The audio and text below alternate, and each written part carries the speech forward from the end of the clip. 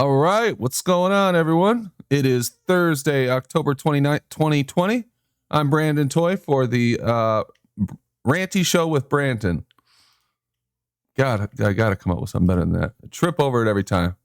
Hope everybody's good out there. I see quite a few people out in the chat already, and I see quite a few people in the Discord. And we got quite a bit to talk about last night. I did ask a question in the thumbnail. Is heliocentrism a religion?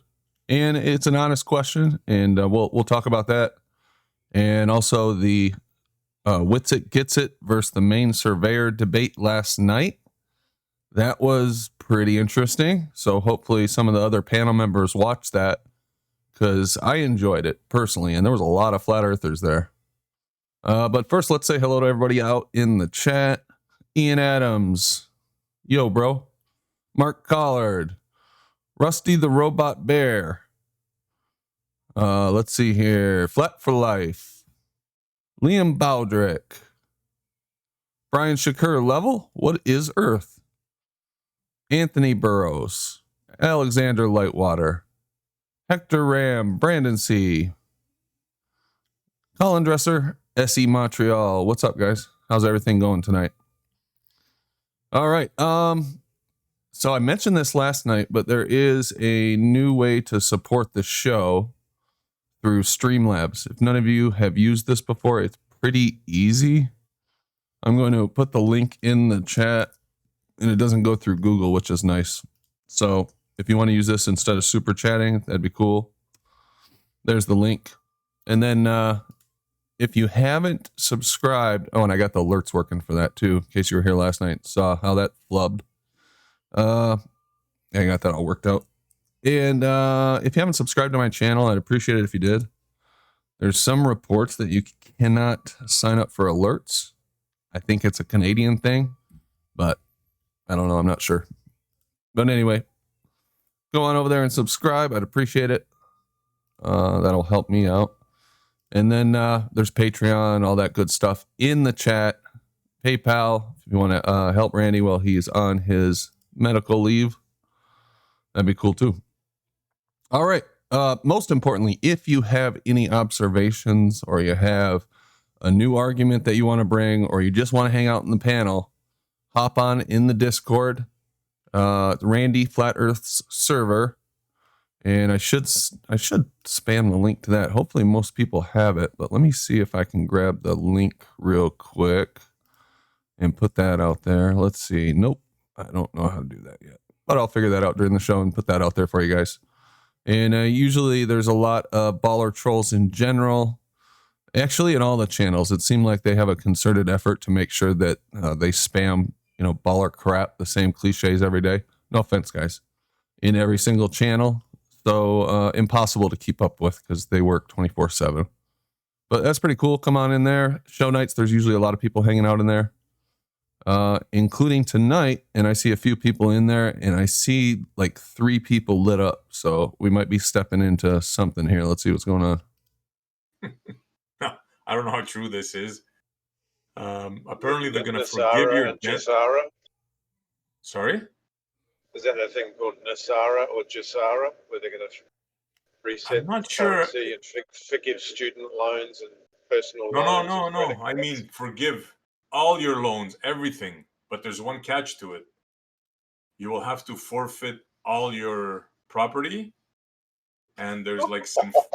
Yeah. There's some forced vaccination involved in there. Yeah. Crazy stuff. Oh, my God. Where's this at, SE? Well, I just stepped in. How's it going, guys? Sign me up. Sorry? Where's this at? This, I heard it yesterday. They're going to try to roll this out in Canada, apparently.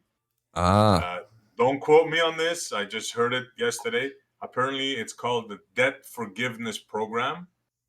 They'll pay all your debt, but you have to relinquish all property. And there's some forced vaccination stuff in there and stuff like that. How much of Canada does China own at this point, SE? That's pretty... Yeah, that's a good question, bro. Yeah. That's going down the slippery slope of just total socialism, if not communism. That sounds like some wild shit. Yeah, Sounds don't like a quote me on Hollywood this. I movie. was just saying what I heard.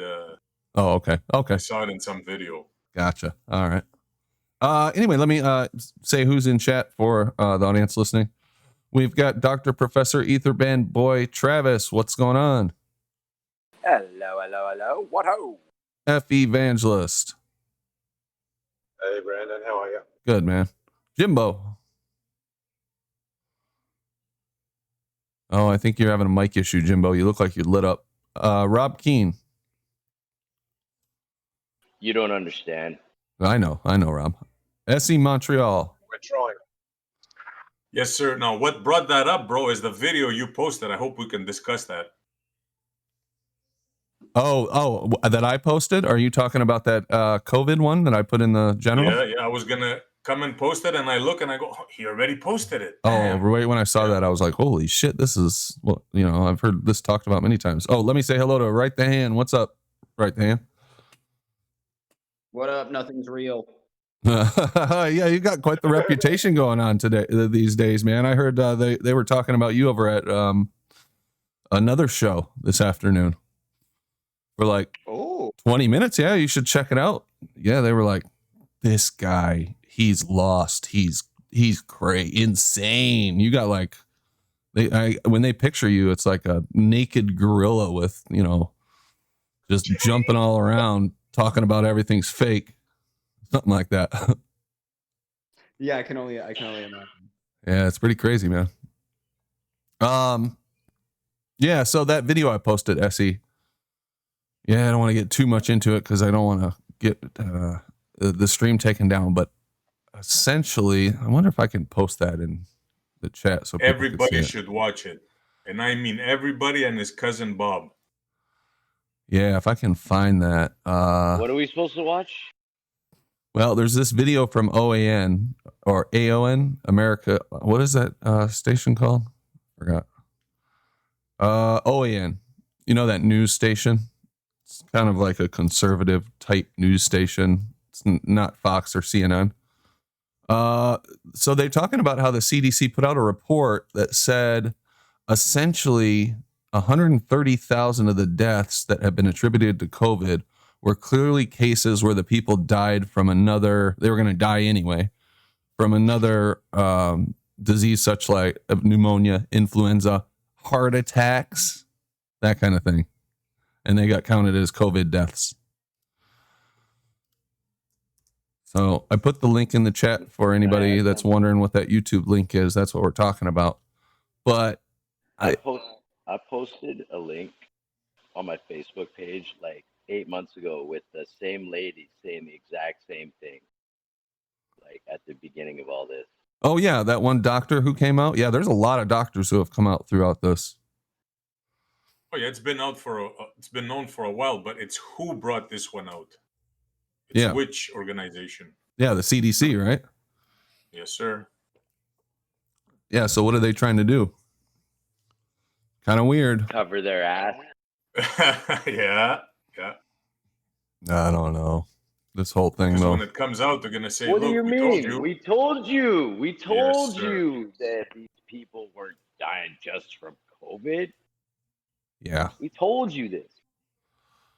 Well, we've been hearing that all along. I mean, little reports, like you said, from that one doctor and other places, all kinds of weird crap. You know what raised my radar? You remember those two doctors from California? Yeah. Like months ago, and they banned all their stuff. Yeah, those two gentlemen who were like That's sitting at that conference room table. Yeah. Yeah, I got suspicious as soon as I heard that they were giving the hospitals and the doctors extra money.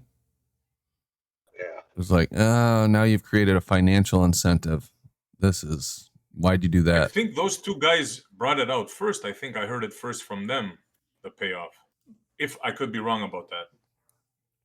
Yeah, I don't remember where I heard it. I knew it was in the CARES Act. So by the time that was coming through, people were talking about it, but that's the U.S. COVID Act, the CARES Act. I love how they name these things. CARES Act. Ugh.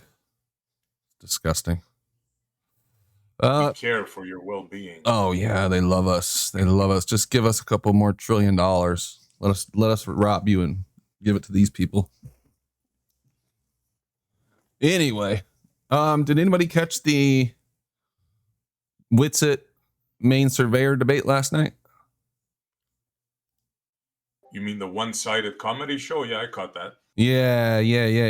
That smooth talking guy just pummeling the crap out of that guy who showed some charts and talked about some books. Yeah, it was pretty cool, huh?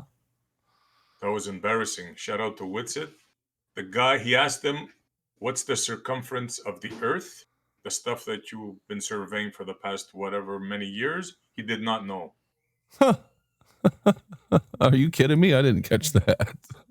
I'm telling you, he did not know. That's not good. I'm not too familiar with the main surveyor. I know Bev and Cleary are always, bagging on him. He must hang out over there, or they mess with him on Twitter or something. But I kind of felt bad for the guy towards the end. And I know the ballers were acting like they had a great victory last night. And we're saying how, why didn't you bring any measurements? Like suddenly it was about the fact that the main surveyor showed up with these measurements, which, by the way, there's no assumptions involved in the measurements, guys. So, those were just raw measurements of the Earth's curve. There's no assumptions baked into that whatsoever. And Austin just brought, words. That was their argument by the end of the thing. Yeah, because they had nothing else. Right. Because he clearly showed him that from day to day, from hour to hour, the horizon that you measured changed, and he got him to admit it as well. So, Oh yeah. What's your argument? Yeah. Yeah, it was pretty cool though. Austin, he's a smooth talker, man. That guy can spit it out. That's for sure. Yeah, he has the gift of the gab. That's for sure. Yeah. Yeah, we should take a closer look at surveying in here one of these days. I've looked into it, but nothing deep like other people have. I don't know if anybody on the panel has really taken an in-depth look at surveying and read the manuals and stuff. Maybe we could get like Clear or Bev to come in here and talk to us about it. Somebody. Yeah, Try Thinking will be more than happy to do it, I'm sure. Yeah, I'll hit him up, see if I can get him to stop in one night. But to act like there's no assumptions involved in that. First of all, I love it how he killed him on reading out of I can't remember what website it was. It was like the Geological Institute, whatever one covers surveying or geodesy. And basically reading, Bob says, that's why I made Austin a globe buster. Yeah, I see that, Bob. Reading out of the manual that says that they first assume the geoid, that the Earth's a sphere. And then him sitting there and, denying that they assume that the Earth is a sphere to start off with, and there's no assumptions baked into his measurements. I don't know, just the whole thing is silly. I want to take a closer look at what the main surveyor was actually putting forward, or have someone come in who's dissected it, because it was hard to get a real picture of. I mean, I got the general idea of it, but I didn't look at it in depth last night. That's the same as any of this surveying stuff that we've been given, though. It all has base assumptions regarding the Earth being a sphere. Yeah. Witsit gets it.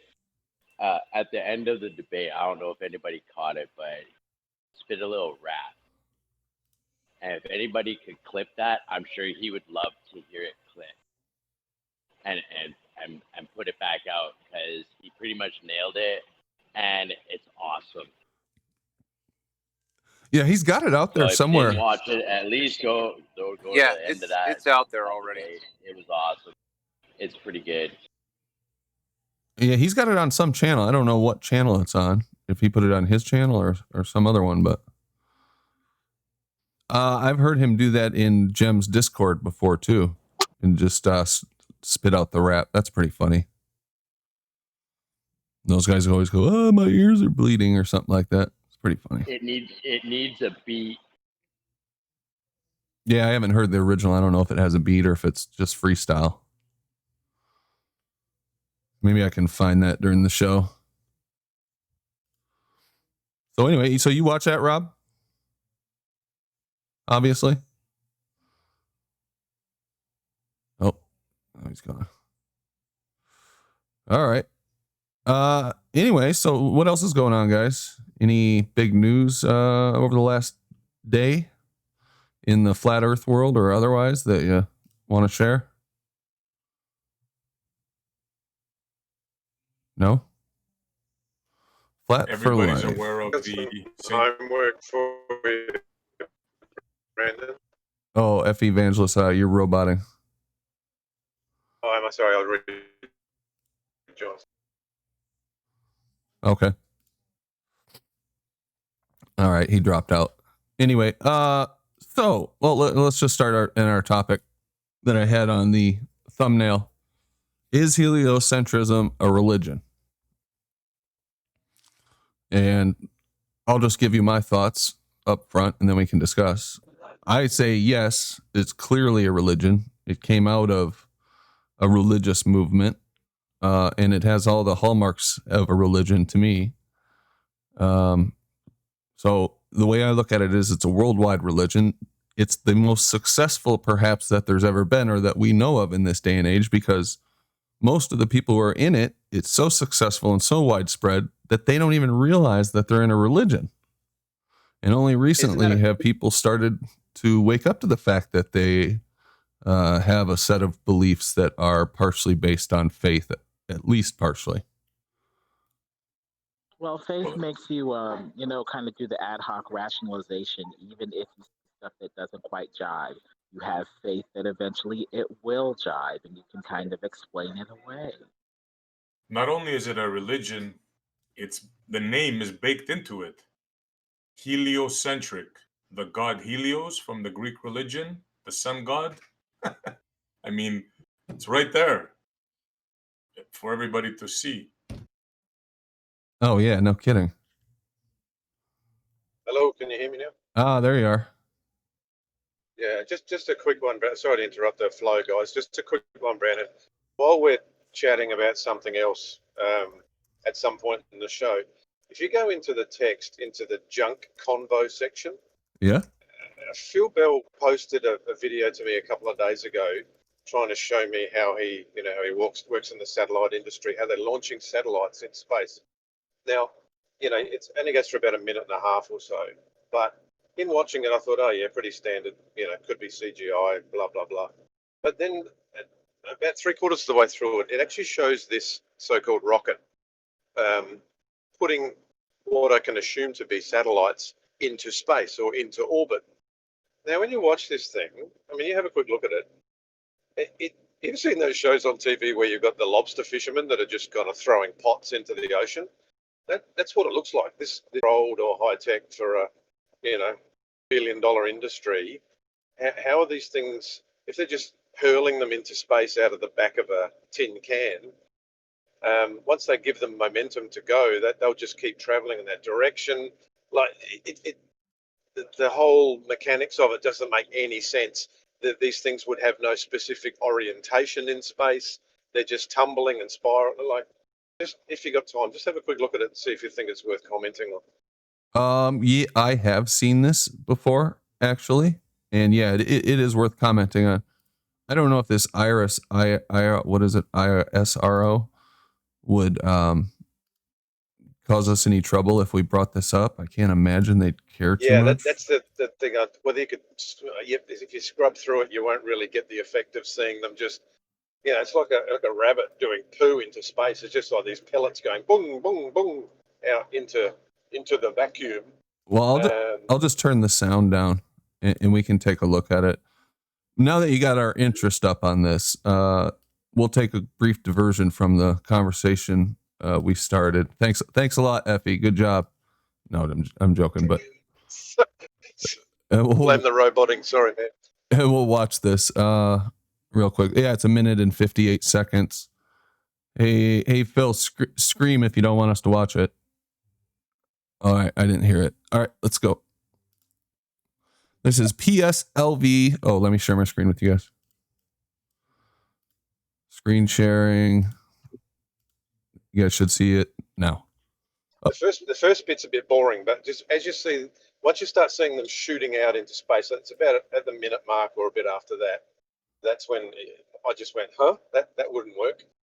Well, let's take a look at the beginning bit too. I just want to see what kind of stuff they put in here.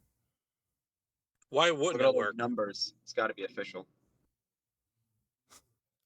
All right, hold on a minute. Let's take a look at that. My mic is working, right? Oh yeah. Yeah, I asked, why wouldn't it work? Why wouldn't what work? Just what? You just said that the way they were putting them into orbit, it wouldn't work. My question is, why wouldn't it work? Well, let's watch it. That's a good question. All right. But this right here, this image that we're seeing on screen right here with the rocket sitting there, already I kind of get alarm bells in my head. Why? I don't know. Well, yeah. Do you know? Don't look right. That's why. Do you know the uncanny valley feeling that you get from looking at something that is not human but looks human? Oh, that only relates to humans or living creatures. Well, Like that's why I said, do you That know it? That's why I asked you a specific question, term, Carlos. Yeah. Yeah, yeah. Yeah. So you get kind of that feeling, the same feeling that you're like, yeah, something's off. Yeah, exactly. I'm just saying. That's all. I'm not saying there's anything wrong with this. I just got that feeling when this popped on. Gotcha. Yeah. I have an idea why the angle gives you that feeling. It's probably because of the lack of parallax, since the camera's from far away. It's just zoomed in into the thruster, so everything seems or because it just looks fake. Yeah, well, One of those two. Yeah. All right. So what just happened there? It just flies sideways like an airplane right away. Yeah. So it took off. Hold on, Carlos. Straight up one day. Don't feel like you have to defend this. We're just watching it. All right. Yeah. So it goes off. Why does it go sideways so quickly? I know. They never go straight up. In relation to what? To the ground? The camera on the ground, I assume? That's because the Earth's spinning out from underneath it, Brandon. That's what it is. So would that be? Is it going down now? Is that what it looks like to you guys? It's going down. Well, because of perspective, I understand that argument, but okay. When it's back here, it's the same. When it's going up, it clearly is that due to perspective? Is that why it looks like it's going at an angle like that? I mean, look how far it went. Sure. Do you see the little picture down below, Carlos? It started off. It didn't even go up straight at all. It started turning immediately. It's not even that far off the ground right now, Carlos. It's already turning. Okay. See it? Well, I'm sure. So you think they should go straight up then? And then turn? Or the shortest distance between 2 points is a straight line. You're wasting so much fuel when you take this, exaggerated longer route. Yeah, very well. Okay, so what is the destination point? Is the orientation of the rocket going to be, pointing away from Earth, or is it going to be somewhat parallel to Earth? This is going in orbit, because it's not going straight out and staying that orientation. It actually is, never mind. I'm not even going to get into it. We're looking at the satellites. Yeah, I mean that's all right. I don't care where you take it, but Carlos has come in. Carlos has come in hot on this. As soon as we started talking about it, boom, he turns up in Discord and he's straight on it. Yeah, did you coming in like this rocket? Did you have a bad day, Carlos? To come in, so something happened at work? What are they doing if they're not launching satellite? No, I'm not having a bad day. I can't, I can't just sit here and hear all this. It's going sideways. Why is it turning? But there's no rebuttal. It's just questioning, as in it shouldn't do that. And I'm just asking. We know why. Give me a reason. We know why. It's because it's going into the ocean, like 20 miles away. That's why it's turning. Sure. Turning sideways. Okay. We know why. Every rocket they launch with satellites is going into the ocean. Yeah, Bermuda Triangle. That's where it's going. That's where nobody's allowed in there. Bro, see, he knows. This guy knows. That's exactly. Like he's just It's common knowledge. Look at that. It's not even. It's not even that high. It's got to be only what, 1,000 feet at the most off the ground here. So it changes vector almost instantly. Almost so what's the instantly. problem with that, SB Montreal? Explain me why that's a problem. All I'm hearing is just criticizing the fact that it's doing that. Nobody's. It's not a problem, bro. We explained to you. It's a peculiarity. Okay. It's a peculiarity. Why, it's not a problem. Why is it peculiar? Why is it peculiar? It's what a rocket would do if it got launched into the ocean, right? Like if you were going to launch a rocket not into space up above you, but into the ocean, that's what it would do. It would take off, and then it would start veering sideways, and then before you know it, it's gone. But you can follow it all the way up, like until the gas plume starts spreading out really wide from the space when it reaches its orbit. And I would want to ask you, how would you launch a rocket to space? Yeah, and then I want to ask you, how would you? At the first 2 minutes, at the first 2 seconds. You're claiming it's all the way up, but I mean, you can't confirm that it's all the way up. Well, you can't, like, there's a video of it going all the way until the plume starts spreading out more and more and more and more, and then all of a sudden it just takes up the whole screen. Yeah, right. That doesn't mean it's going into space. That just means like. Well, it could be the atmosphere is getting more thin, and that's why it's spreading out. But it could be, and why it's spreading God out. is breathing it. You know, it could be anything. Could be, yes. It could be dragons up there. Yeah, it could be that too. You know, it could be the atmosphere. There be dragons, maybe. You know. Your guess is as good as a dragon, right? Your guess of atmosphere is as good as a dragon guess. They're all guesses. No, I'd say it's a little more legitimate. Okay, so you would say that, but you would be wrong. Why would you say that? Because dragons aren't real. Well, either is real. Anyway, are we going to see the satellites or what? Yeah, I was just letting you guys talk shit for a minute. All right, let's watch the rocket go up. All right, so it's already turning. We've established that, and some people have offered reasons for that. Here it goes. It's going to continue to turn. It's going up. Now there's going to be a cut that comes up. Watch for the cut. All right, it's still there. It's still turning, and then it cuts to this. I assume somewhere, Phil, there's full footage of this out there because it goes from. Have to be, wouldn't they? Yeah, I would hope so. It goes from 36 seconds to, and it's going up still at 37 seconds to 149. And now it does look like it's going down. It might be perspective. It might be going sideways, but it sure looks like it's going away. At least let's say that we can be for sure it's going away at this point, right? Well, it's not going up. To hit an orbit, that's what you'd have to do, right? I mean, you wouldn't want to go straight up and then take a 90-degree turn into the orbit. You'd want to ease into the orbit. Yeah, but it's not going up anymore. Can we agree on that? Yeah, of course not. It's hitting the edge. Why would it matter either way if you got to turn 90 degrees? And that's 90 degrees in quotations because in space there's no directions, right? So why would it matter how you or at what angle you get up there at? It shouldn't matter. At any point that they leave the Earth, according to the ball model, it should all be literally the same because it's all a circle, right? It's all a sphere. So it shouldn't matter what point they leave the ball at. It should still be exactly the same as any other point that they would leave the ball at. Because there's a reason why that they set off right here 25 miles from where I live.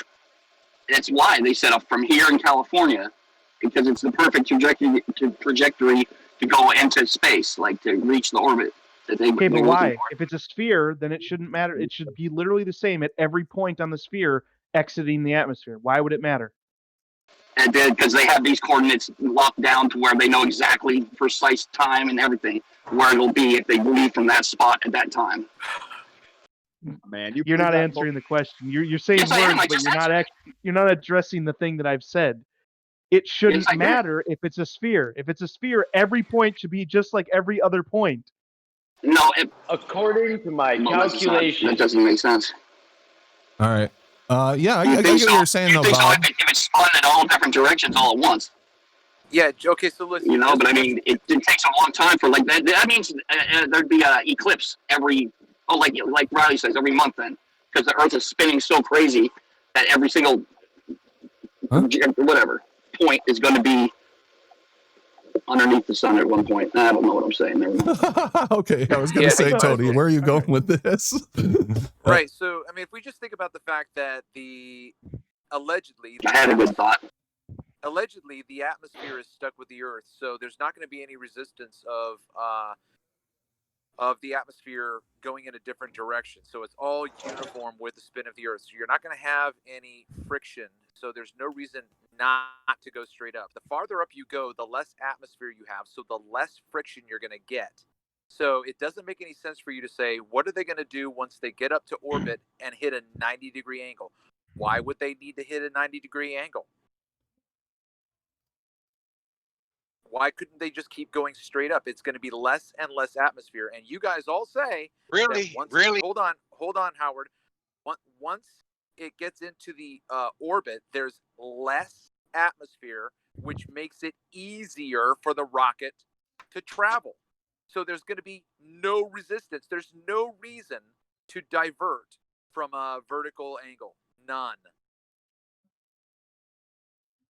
Yeah, that's well said. That's kind of what I think too.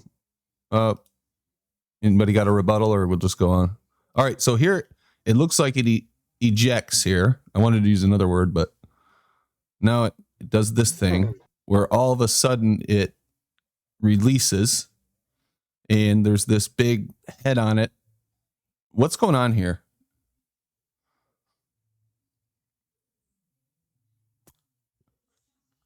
Nobody wants to follow up that description. So there it goes. That's the space boom. All right. So whatever just happened there, When you need the dodo. Did it separate? Was there separation? Who cares? We're trying to get to the satellites, but all right. So here's the onboard camera. That was like a 2-minute video there, cut down to a few seconds. All right. What are we looking at here? What is this in the center here? What the heck was that? What was that? Did anybody figure out what that is? All right. So it starts off here. Is this the inside of the rocket? All right. Ready? Inside of the microwave oven. All right. Then you got these two things. There it goes. Okay. This is like some shield on the rocket or for the payload area, or sure would be nice if Phil joined and told us what was going on here. That's just like Doesn't pop even look off. real. Is that the idea? I don't understand what that was. That's the front of the Titanic. All right. That's really weird looking, isn't it? Look real. It doesn't look real, does it? No, it doesn't. You know when you sew and you put the thing on your thumb there when people sew? Thimble. Yeah. Yeah, it does. Okay, so the thimbles fly off into the center of the frame. Those, like tennis birdies or whatever they are. And you've got two not exactly curved, not exactly flat. Obviously, this is distortion here, right? From our work with Rumpus the other night, we're all experts on different kinds of distortion. So this is clearly distortion. There's no okay. So look, I'm watching this on YouTube instead of Discord, but there's no context here. There's no explanation for what we're seeing. They're just showing us shit. Yeah. Like why do they have two different panels? Emphasis on shit. Yeah. No idea. That's what I was wondering too. And why does the thing disappear into the middle of the pan? What's going on there? Yeah. Right. There's no context for us to understand what's like. Right. Like when they cut to this now, why'd they cut here? What is this? Well, maybe the words help. Did the rocket open up or something? Yeah, I think it so. Like we're looking at the inside of something. I think the rocket opened up. If I turn the sound on, there might be something in there. You watched it already, didn't you, F. Evangelist? Does it explain it in the? Yeah. No, not at all. Oh, okay. Well, that theory's shot. All you get is the little captions that you're seeing something there. I'm looking at it on my phone, but whatever it is, blah, blah, separation. That's all you get is a couple of one-liners that really don't give you much. RISAT 2BR1 separation. Okay, and what is this thing? This is like it's a Titanic. Bloom. What so the there's two hell? different glare. There's two different presentations of the Earth's surface.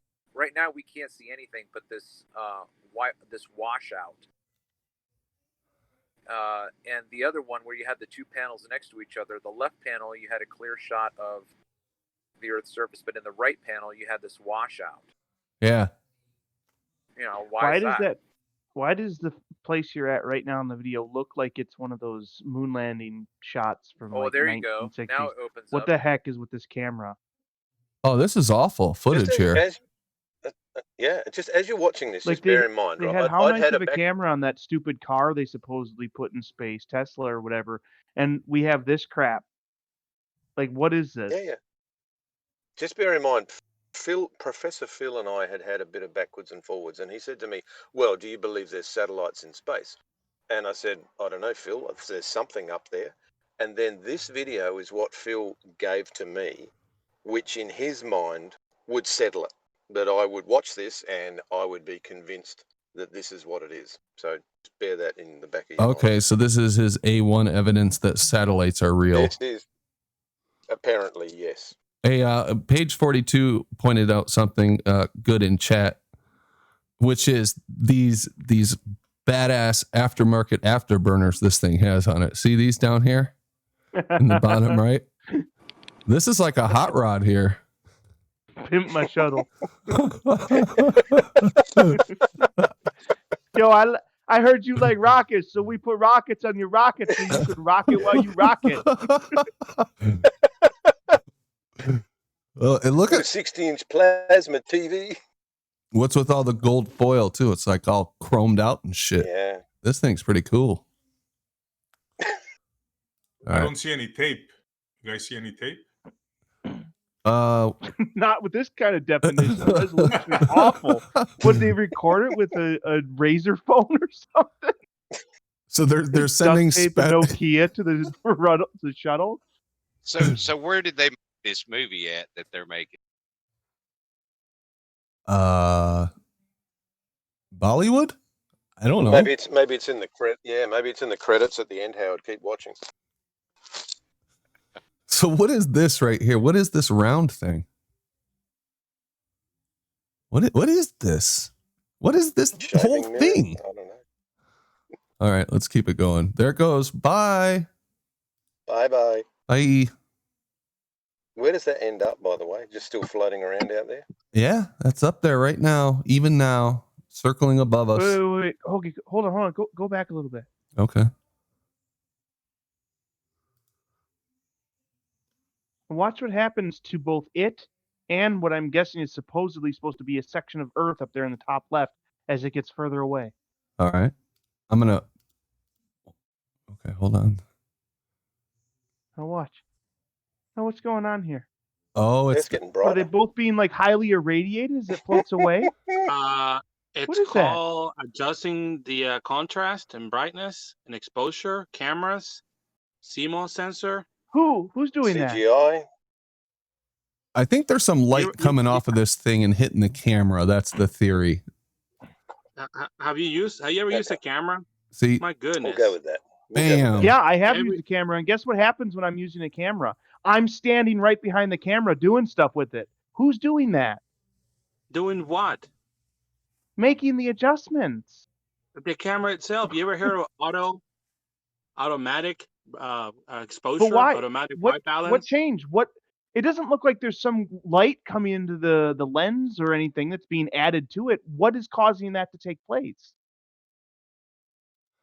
When you look at the sun on Earth, from Earth with a camera, the camera detects the light from the sun and tries to adjust, right? When you go from a dark spot to a light spot. When you go from a light spot to a dark spot, it tries to adjust. The camera's not moving here. Nothing else is entering the screen. Nothing is happening other than brightness seems to be going up. Perhaps the object that's on the screen is actually diminishing in angular size, and therefore there's not as much brightness, and the camera is changing its exposure. I mean, dude, this is simple. Well, how is that? Well, who's holding the camera? Hold on, guys. I'm gonna give them the benefit of the doubt on this one. Yeah. And say that it's light bouncing off the back of this whatever this is right here and hitting the sensor on the camera. We'll say that, but just look at this. Okay, I mean, we don't even need to pick on that because look how but what fake about this the thing camera? looks. Look, I'm just gonna stop and He start could it. have self-adjustment. Let's give him that as a present. Look Don't at be so picky, Listen, Bob. before, if you go all the way back before they release this thing, you've got the washout of the Earth. So if you want, go back, scroll back before they release the satellite. the first. Oh, this satellite. This thing is that what you're calling a satellite? Yeah. Okay. It's a balloon. Just roll it back like Right there. Are you watching on YouTube? yeah, because Discord for me, I get a lot of roboting when I watch it at the same time. Okay. Yeah, right there. Right? Yep. Right? Yep. What's this little guy? Right there you've got light washing out the Earth. So No, the light's not washing out the Earth. The exposure of the camera. that's what I mean. Okay, but listen, what's being washed out in the video that we're looking at? The Earth is being washed out. That's what I'm saying. Okay, so I got you. So right now you've got a shadow right in the middle to the right of the satellite. So the light then is coming from the left. Yeah. Right? Okay. What? So it looks like. Okay, so there's then you've got definitely there's definitely a light source coming from the left, from Earth. Yeah. Sure. Okay. What's So casting the shadow?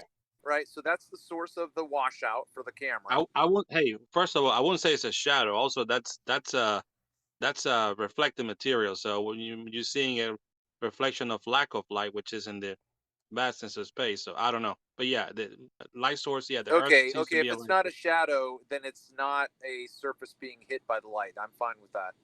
Okay, but now if you push play and then watch it, as soon as it releases, that exposure changes. You can see the surface of the Earth, and then when it gets out far enough, the angle of the satellite then receives the light again and washes out the camera. Okay. Before I put it forward, I just want to point something out right here. Do you see this little thing right here? That looks like a sarcophagus with like a cow head on it, like a sarcophagus cow head thing right here. This. What? Yeah, it's like sticking up in the center left of the thing. It's sticking up off of the vertical satellite. Yeah, it's vertical. Looks like an obelisk. Yeah, doesn't it? What is this thing? Making notes. What about it? I don't know. I just pointed it out. It looks funny. Notes, chill. Yeah. Does that look like the front of the Titanic? Like, right? Am I the only one? Yeah, that's what I've been saying for 20 minutes. Okay. I just popped back in. That's I'm waiting for Leonardo to go out there. That's the frame. You're going to the front of the Titanic. All right, there it goes. Now it's in a shadow. Now that area is in a shadow, but the Earth's still right there. And it's backlit. That's because the top lamp they're using in the studio is covering like it's only. Oh, okay. Fucking comical. If acceleration is fake, this absolutely is fake. Nice try there. Right ahead. All right, here it goes. All right. Now the lighting's changed again. Anyway, look at how fake this. I mean, just take a second to look at this. Why does it have exhaust pipes? It doesn't have an engine. Near, far, where For the pimp value, that's why. What? Why has the top of it gone dark? If that light's coming from the sun, why is it hasn't? It's not like it's rotated in its motion. Why is the top of it now dark? Don't you know when you go into space, it's dark? But shouldn't it be what it like? Oh. Yeah. Space should be very bright. It's like an open room with like one light. You can see everything. I don't know why it's dark. That doesn't make All right, let me continue playing. We're having more fun than I thought we would with this. Yeah, me too, man. I didn't know this first bit would be this much good. And how does it separate? Why doesn't it just float next to it like the astronauts do? I don't understand that. I think they push it or something is the theory. All right, so there goes that thing. So they've released another hatch, I take it. Thing. Ready? Here goes another satellite. Another thing. Another thing, yep. There it goes. Okay, what the hell was that? And now the Earth's on the other side of the shot. Imagine $400 million and they give you this video. There you go. Yeah. All right. But like Earth's gone from top left. Earth's gone from top left to bottom right. This has been the worst trade deal maybe in the history of ever. History of trade deal. Like so proud. Phil's like, yeah, we give like, bro, if I gave you hundreds of millions of dollars and you came back with a VHS with like 480p and you were like, yeah, this is what we did, I'd be like, okay, we got to talk. Look at this thing. What's going on?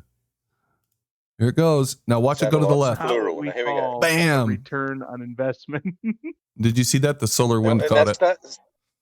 It starts rotating. So what would stop it from just constantly be rotating forever now, spiraling as it's doing whatever it's doing? You know what I find perplexing? Where are all those other thousands and thousands of satellites that we never see? Yeah, here we go. This is where it starts to get interesting. These things are just shooting out of this rocket now. What is this over here? Look at this. Is this is supposed to be the edge of the Earth? Is that what they're trying to tell us here? Or is this the edge of the camera frame or some frame of the vehicle they're in? Like, why does this look so much different than this cloud area down here? You guys see that? Space cloud. Ah. Okay. All right. So there's the satellite. Was that the same thing we were just looking at? Yeah, I don't know. All right. A few more to come. They would never launch a satellite for you again. They'd be like, okay, that's it, bro. You're gonna. There's another one. Here's another one. You're gonna nitpick, Boom. okay? Hang on. Keep going. Keep going. Boom! There's another one. It's like what the Nazis did to win World War II. It's like lobster pots going off the back of a trawler. Boom! There's another one. Oh, there's come another on. one. Is it supposedly dropping satellites? Is that the idea? No, Yeah. they're just machine gunning these things out. Wouldn't they fall to the ground? So this Notice how they're not falling backwards a lot. They're just following straight and like almost keeping up with it. So they're tumbling as well. Why did they drop like stones? They felt like they were made out of concrete. Shouldn't they have been floating right next to them? Come on. If you believe did y'all just address what I was going to ask? I was going to ask, why are they falling? Is that thing in space? There's a spare part that just fell off. The toaster. Shouldn't they be floating? Shouldn't they be floating when they're released? If that thing is in space, when that thing comes out, shouldn't it just kind of go like whoop, go up, or just stay there? Yep. Relative to where you are, it looks. Carlo, like what's the explanation for that? Earth's big. For what? Why is it going down when they drop it in space? Gravity. Because they're being pushed out and inserted, and then they have certain thrusters that they can put themselves back into the appropriate orbit. Yeah, I agreed with the thrusters, but they're going down. That is sweet. They're going straight down, like as if a B-52 dropped a bomb in World War II. That's what it looks like to me. Okay, well, put it this way: if you have, let's say, you have three bags with you, 3 duffel bags in space, right? And you're holding all 3 of them, and you let go of one. What's going to happen to it? I don't know. I was never in space, but what they say about the fantasy, it should float right next to me. No, if you just let go of it, if you just let go of it, it's going to stay there right there with you. Right where you let it go. So if they were just to release all those satellites right there, they're not going to go anywhere. So they have to push them out and spread them out, create space around them. Yeah, but they're going down. So you're giving them trajectory and momentum in an environment where there is zero resistance. Right. They will just continue on that trajectory until they hit the Earth. Yep. And they're going into why the are they taking clouds. that downward vector? This is clouds, right? This is clouds. How are they even going down? Yeah. Well, let's just say down is towards the Earth. Why are they taking an eartherly trajectory? Yeah, when they're first releasing them, all they're doing is spreading them out, so then they can use their thrusters and they put themselves into appropriate orbit. Okay, hold on, real quick. Carlos, what evidence do you have? What evidence do you have that those objects that just came out have thrusters? Exactly. They look like refrigerators with solar panels. If they didn't, they would be just garbage. No, they would just that's all burn into. Conjecture, boy. That's all conjecture. You're just making shit up, Carlos. Hey, fair enough. Prove me wrong. How about that? No. Let me just say that I get garbage in the mail every day. So if you were like, oh, then they would just be dropping garbage. Yeah, the U.S. government spends hundreds of millions of dollars. Wow, to that's an awesome argument. argument. I'm destroyed. I'm out of here. No, don't leave. Don't leave. Bye. You guys are ridiculous. Come on, man. What? Come on, Really? man. That's Why an are these argument? following through the Garbage clouds, mail? Carlos? Why are they falling into the clouds? Are they falling? Did they make it all the way to the cloud and burning in the atmosphere? Watch them. Why wouldn't they? them. Right. We're asking the question. We've already said this. In a medium with no atmosphere, Where'd that go? If you give them the vector and the momentum, there's nothing to stop them. They're going to keep going down. That looks like it just went underneath the cloud, Carlos. Where'd it go? It went under that cloud right there. Did you see that? No. Look, it's in the cloud now. I don't even know why I come back to this crap. You love us. Come on. No, but think of it logically, Carlos. Does it make sense to put them in a downward trajectory when they're going to end up going up in their orbit, supposedly? How does that make sense to you, bro? Shouldn't they come out the back end like everything else does? Yeah. Like naturally? Exactly. But no one has answered me this question. Why does it look like this? What is with this? Is this just to make the Earth look like it's round? Like this is like some cardboard cutout here? And then all of a sudden you've got like, ooh, that's far away Earth right there with Earth curve. And then you've got just clouds in the middle of nowhere. What the hell? Right? It looks like a volcanic eruption. Sorry, I'm having connection issues. Yeah, it looks. I mean, if you look at the Earth to the right, the depth, right, the depth of where you have no definition. There's nothing defined, and then all of a sudden you have these massive clouds to the left. How much higher are those clouds going to be closer to your location? Not only that, but this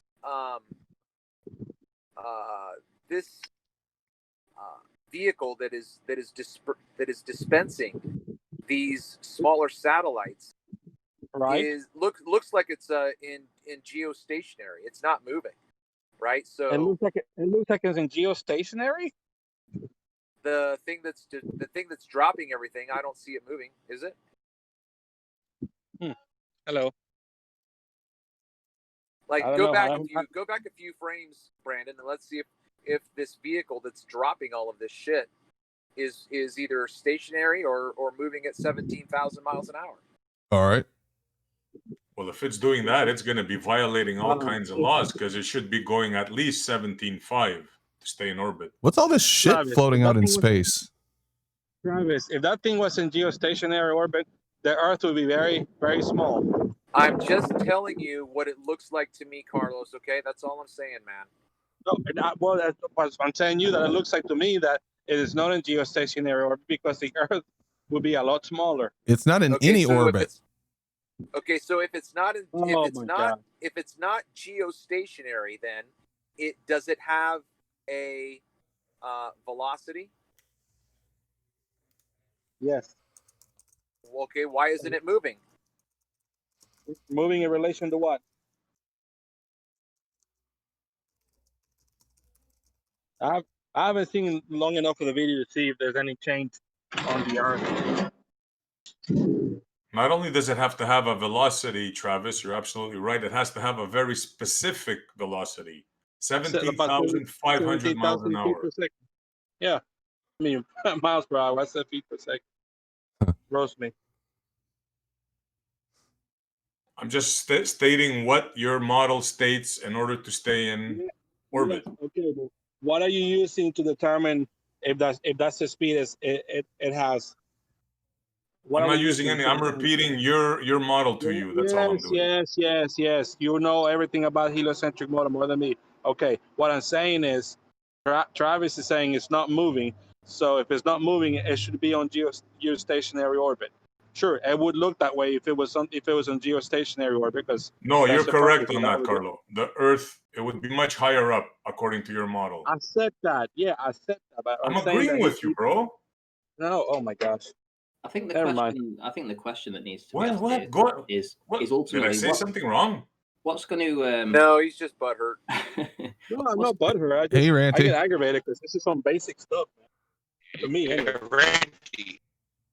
Hey, yeah, I think the question to be asked here is ultimately what's going to stop those satellites from just impacting the Earth? I mean, they're just exactly. Brother.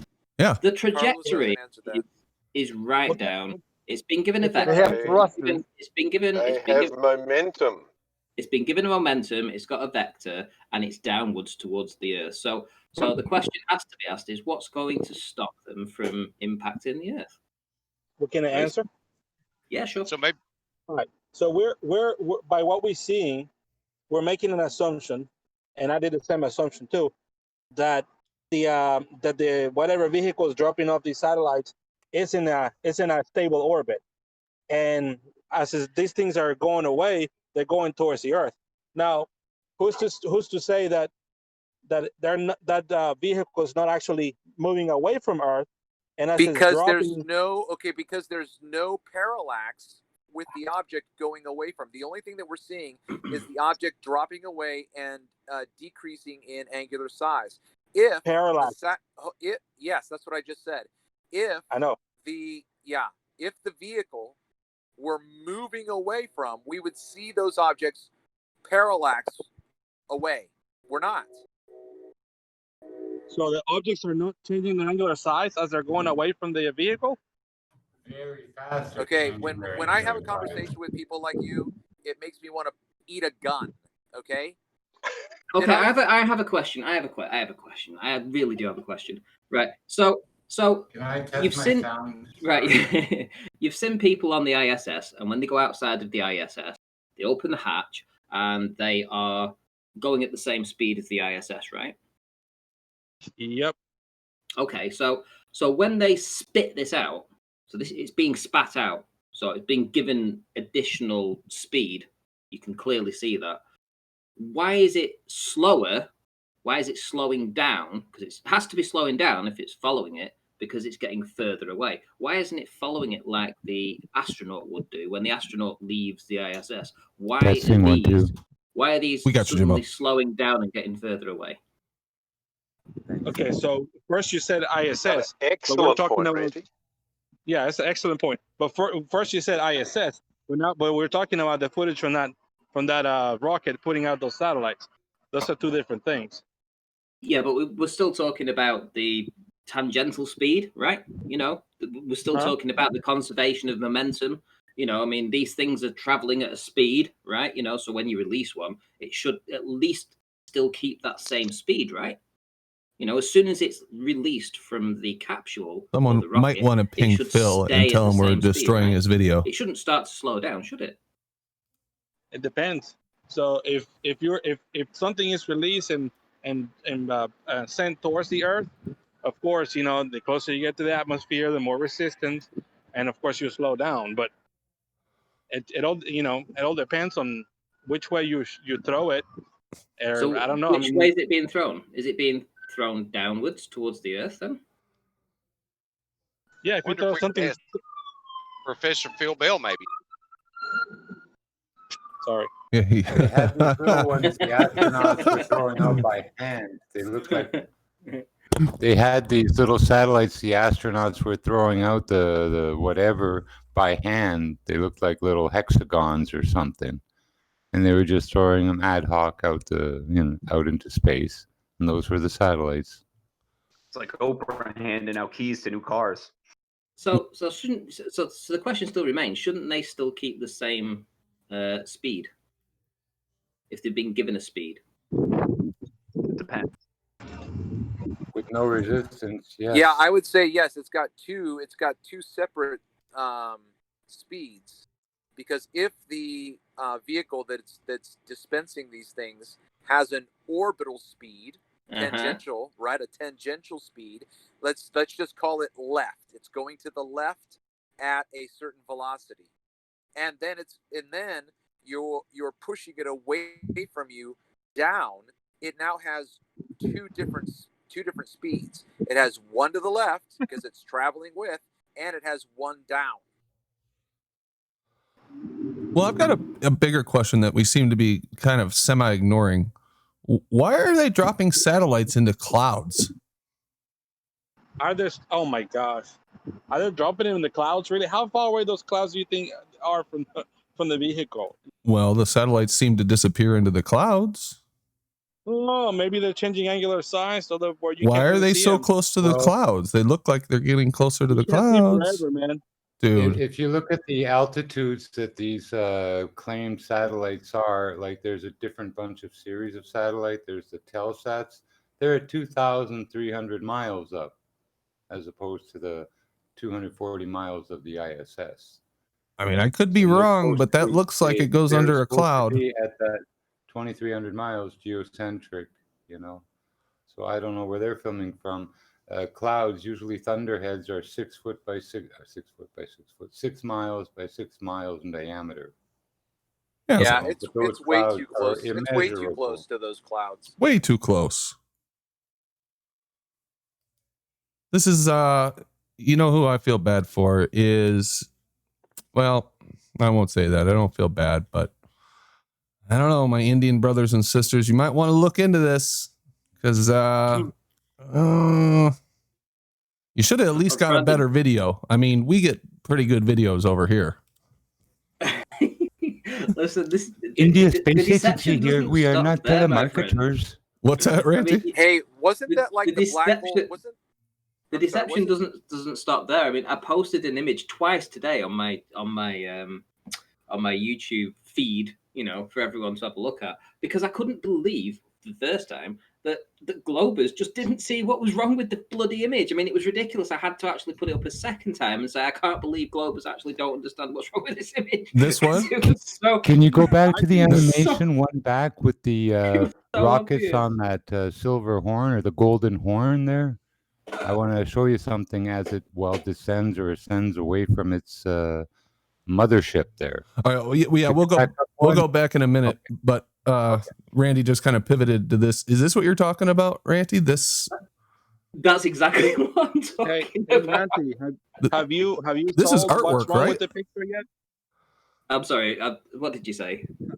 Have you revealed what's wrong with the picture? Well, maybe you could tell us what's right with it. How about you do that?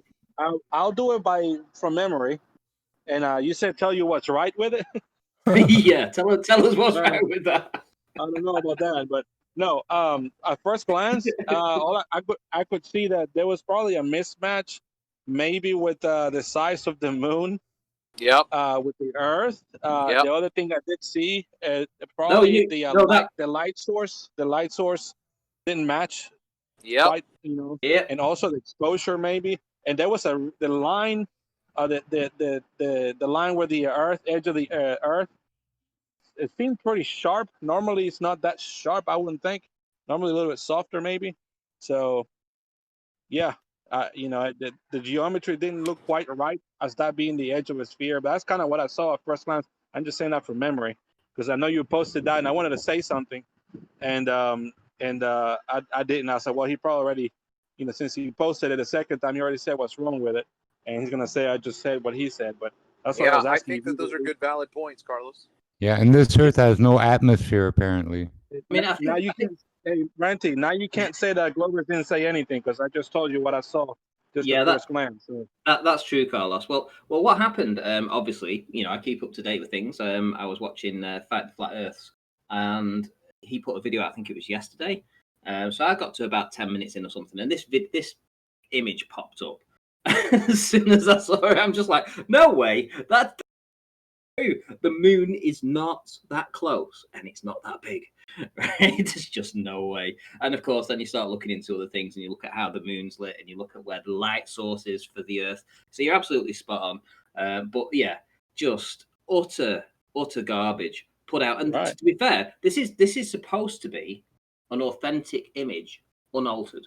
Is that how he put it forward, as authentic? Like, this is a real picture. This is proof of Earth. Who claimed that was a real picture? Yes. No, come on.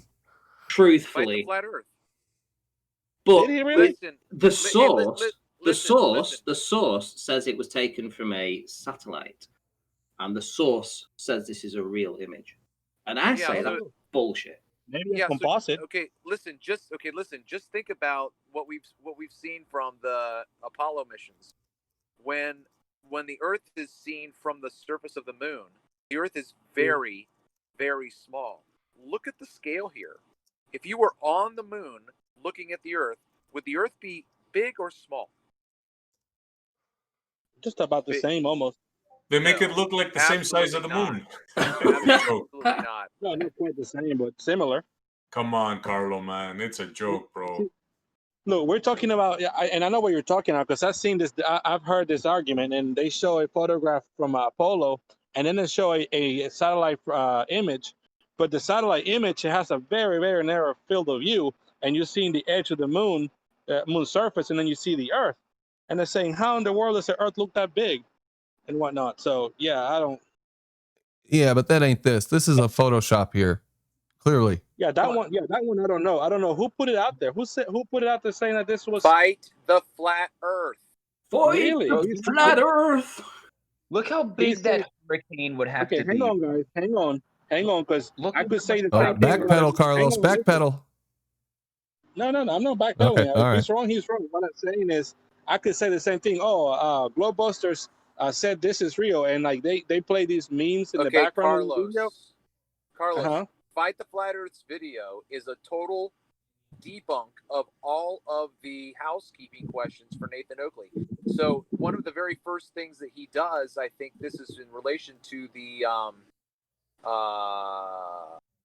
lower pressure system next to a vacuum.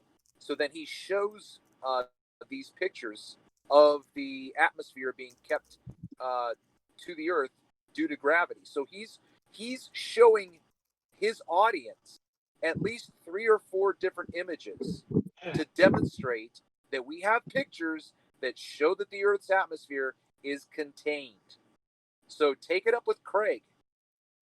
Yeah, if he said, hey, this is a real picture, then yeah, that was wrong. It looks like a composite because a lot of stuff doesn't match. Now, if that was just B-roll footage and photographs as he's talking about the Earth, then maybe it looks like he did a poor job curating these pictures because that's no bueno. But Carl, I think the bigger question remains: why does this image exist in the first place? That's the bigger question, Carlos, and it's something that I would ask all Globers. If this was supposed to be an image that was taken by a quote-unquote satellite and is pushed by mainstream people saying that this is reality, why does this image exist in the first place? Well, because the internet, you can put anything you want in the internet.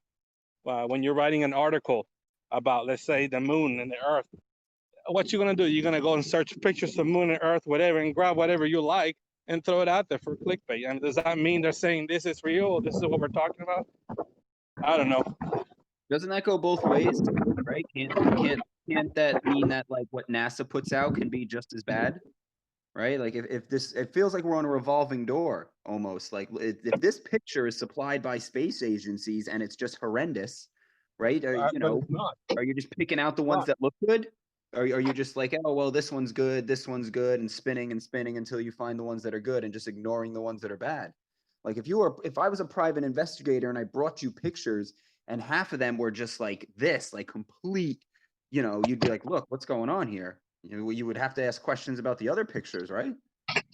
Okay, but you guys are claiming that some agency have come out and say, oh, these are legitimate pictures of satellites, but you guys have not shown me who is these people that's putting this out. All you're saying is, the argument here is that Fight the Flat Earth put it up there, and then that he said this is a real picture. It sounds like me he was talking about the Earth and the Moon and the atmosphere, and he was putting pictures in the background. Well, and he didn't. So does that mean he believes that's a real picture? I don't know, but maybe, Blue Marble maybe not. Science does seem to. Oh my God, you guys claim you know how optics works, and you don't have a clue about field of view. That's the sort of Earth curve you see from balloons, but it's taken from orbit. These guys are completely clueless. Blue Marble Science, you are the one who is clueless, brother. Go back to your shed and finish playing with your balls, brother. Anyway, go ahead, guys. You guys are awful. No, it's I gotta give Carlos a little bit of credit here, where he questioned what was questionable, whereas the hardcore ones, Blue, look, he went to straight defending it. Yeah, he wouldn't even have considered the fact that and again, this is a very unique pattern. Like, these are space pictures. Whenever you see something like this, it's a space picture, right? So. And no flat earthers faking space pictures, so they will defend them, right? Because they defend space pictures, but Carlos, I'll give you credit. It looks crappy. You got to admit, it looks crappy. Oh, yeah. I mean, it stood out like, that moon, huh? Like I already told you off the bat from memory from when I saw it, and I'm not, I'm not here to defend something unless I'm 100% or whatever. And but going back to the thing. I don't think the flat earth straight out say this is a real picture, but it looks like he used it in one of his video. And I think the critique here would be that maybe he needs to curate his photographs if he's going to be debunking flat earthers and fake photography and whatnot. So I will agree with that. One last question for me. What if this turns out to be an actually published picture, and we can find the website from the government agency, that space agency, whether it's NASA or an Indian one or Jap, whatever? Would that change? Would that affect you and your belief in the agencies at all? Well, it's not, if they come out and say this is not an altered photograph, it's not a composite. They claim to be it's just that image. I'm gonna be like, I want to look more into how the heck they clean this picture up to look this way and see the original or whatever. I would be like, so what you can so what we would have to do, Ranty, because you're the one that posted this, I don't know if Craig gave any like original source links in his video description, but I suppose you could probably take a screenshot of this and then drag that image into the Google search image finder, and it should be able to pull up something that is going to show us where the source is. I mean, exactly if you find it, if you find it in an article of some information they put out, I wouldn't be like, I don't think they're claiming this is or whatever. Now they say this is a photograph from satellite, 510 whatever. I've got it here, Scientific American. Scientific American. Are you sharing, Ranty? No, I'm going to post a link in the chat. But also, I've got a weather balloon, actually. This was from JW Astronomy. I don't know if you guys know who he is, but I'm going to give me 1 minute to take a screenshot of this. I'm just going to take it now. So there's the link anyway to the source for this image. Go 16. January 15th of 2017, the NOAA. Huh. Might have to start looking in, Carlos. Let's see. Look at these jokers. Agency says high definition from the heavens. Listen to that, guys. What was I talking about tonight? The religion? High definition from the heavens could dramatically improve weather forecasts. Read that caption underneath the picture, though. Read that. Go 16 captured the view of the moon as it looked across the surface of the Earth. It says this view. This view. You're right. Thank you. Like earlier Go satellites, Go 16 will use the moon for calibration. Oh, is it going to use that laser rangefinder on the moon?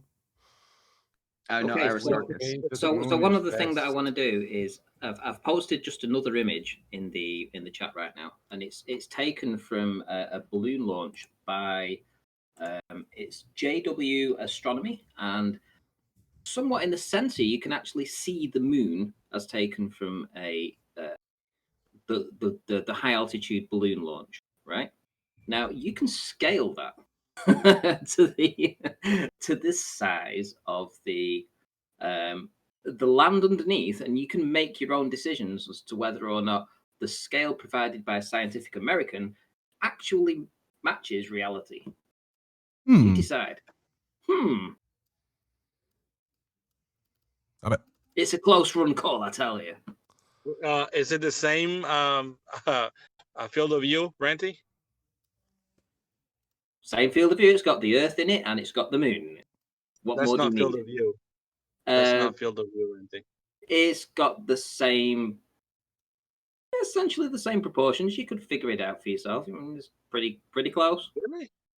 Yeah, you can figure it out. I mean, let's be honest. The balloon is only 100,000 feet above the surface of the spinning globe, right? And the moon is 250,000 miles away, something like that, 250,000 kilometers away. So I don't think the parallax or anything like that's going to make any kind of difference. The scales are too close to even bother with that. But the imagery is definitely worth looking into, because you can definitely see a discrepancy between reality and I'm sorry, I'm watching you on YouTube do this. Oh yeah, I'm doing a horrible job. I'm doing a horrible job. This is hilarious. Yeah. So if you believe that moon actually looked like that from a satellite, when reality shows what it looks like from from a high altitude balloon launch. Yeah, you Ranty, it's not the same field of view. Come on, it's what? 10 degrees off? Are you having a joke? Are you having a laugh here, mate? Do you think that satellites have a set field of view and they can't change it, and it's the same as the one I wanted to GoPro? talk about. Are you defending this picture now, Carlos? Are you back to defending this? No, I'm just saying he's trying to compare the two, and the moon is I mean, obviously the field of view here, it's a lot more narrow on the one where the moon is compared to the balloon footage. And then he's trying to say that, oh look, the moon looks a different size. Well, I'm going like, well, shoot, yeah. Well, the one higher up should be showing more horizon anyway, and it's showing less. I'm just figuring it out. One sec. I'll crop out the moon and I'll put it next to the surface of the high altitude balloons. We'll see what that comes up to. I mean, regardless of what it comes out to, let's just all agree. This is silly. Look at the edge. It's ridiculous. Anybody could look at this and go, I agree. yeah, that's real. I mean, this is like amateur Photoshop shit. This isn't even what a professional would turn out. And there's no atmosphere line and, kind of gradient at all. Yeah, where's that glow? Where's that glow that the Earth has up there, huh? You know, that Marvel Comics glow that you get when you're up in the ISS? The glowing snot green of the goblin? Yeah, what happened to that? Oh, it must be a different camera. Must be different wavelengths. There's always an excuse, Carlos. You know what I mean? There's always some plausible enough sounding excuse that you can latch onto. Well, typically they got no continents visible and barely two little hills in the bottom corner that are green. Now, how do you geolocate where that is? But even if they do, you'll say it's just a flat map put on in a sphere model and it's CGI. Why do you guys keep complaining about, oh, you can't even see a landmass? But when they do it, like, well, they can fake that. Guys. Well, you understand perspective well enough. Well, think about the view from the ISS cupola. Now, that view is from over 3,000 miles up. All you have to do is go to Google Earth, set 300 miles on Google Earth, and try to match anything at all ever shown from the ISS. You can't get a match. All right, let's focus on this. What do you got here, Ranty? Right. So essentially, I had to. The atmosphere was too much of a problem, so I had to change the brightness and contrast to make the visible land as sharp as could be basically.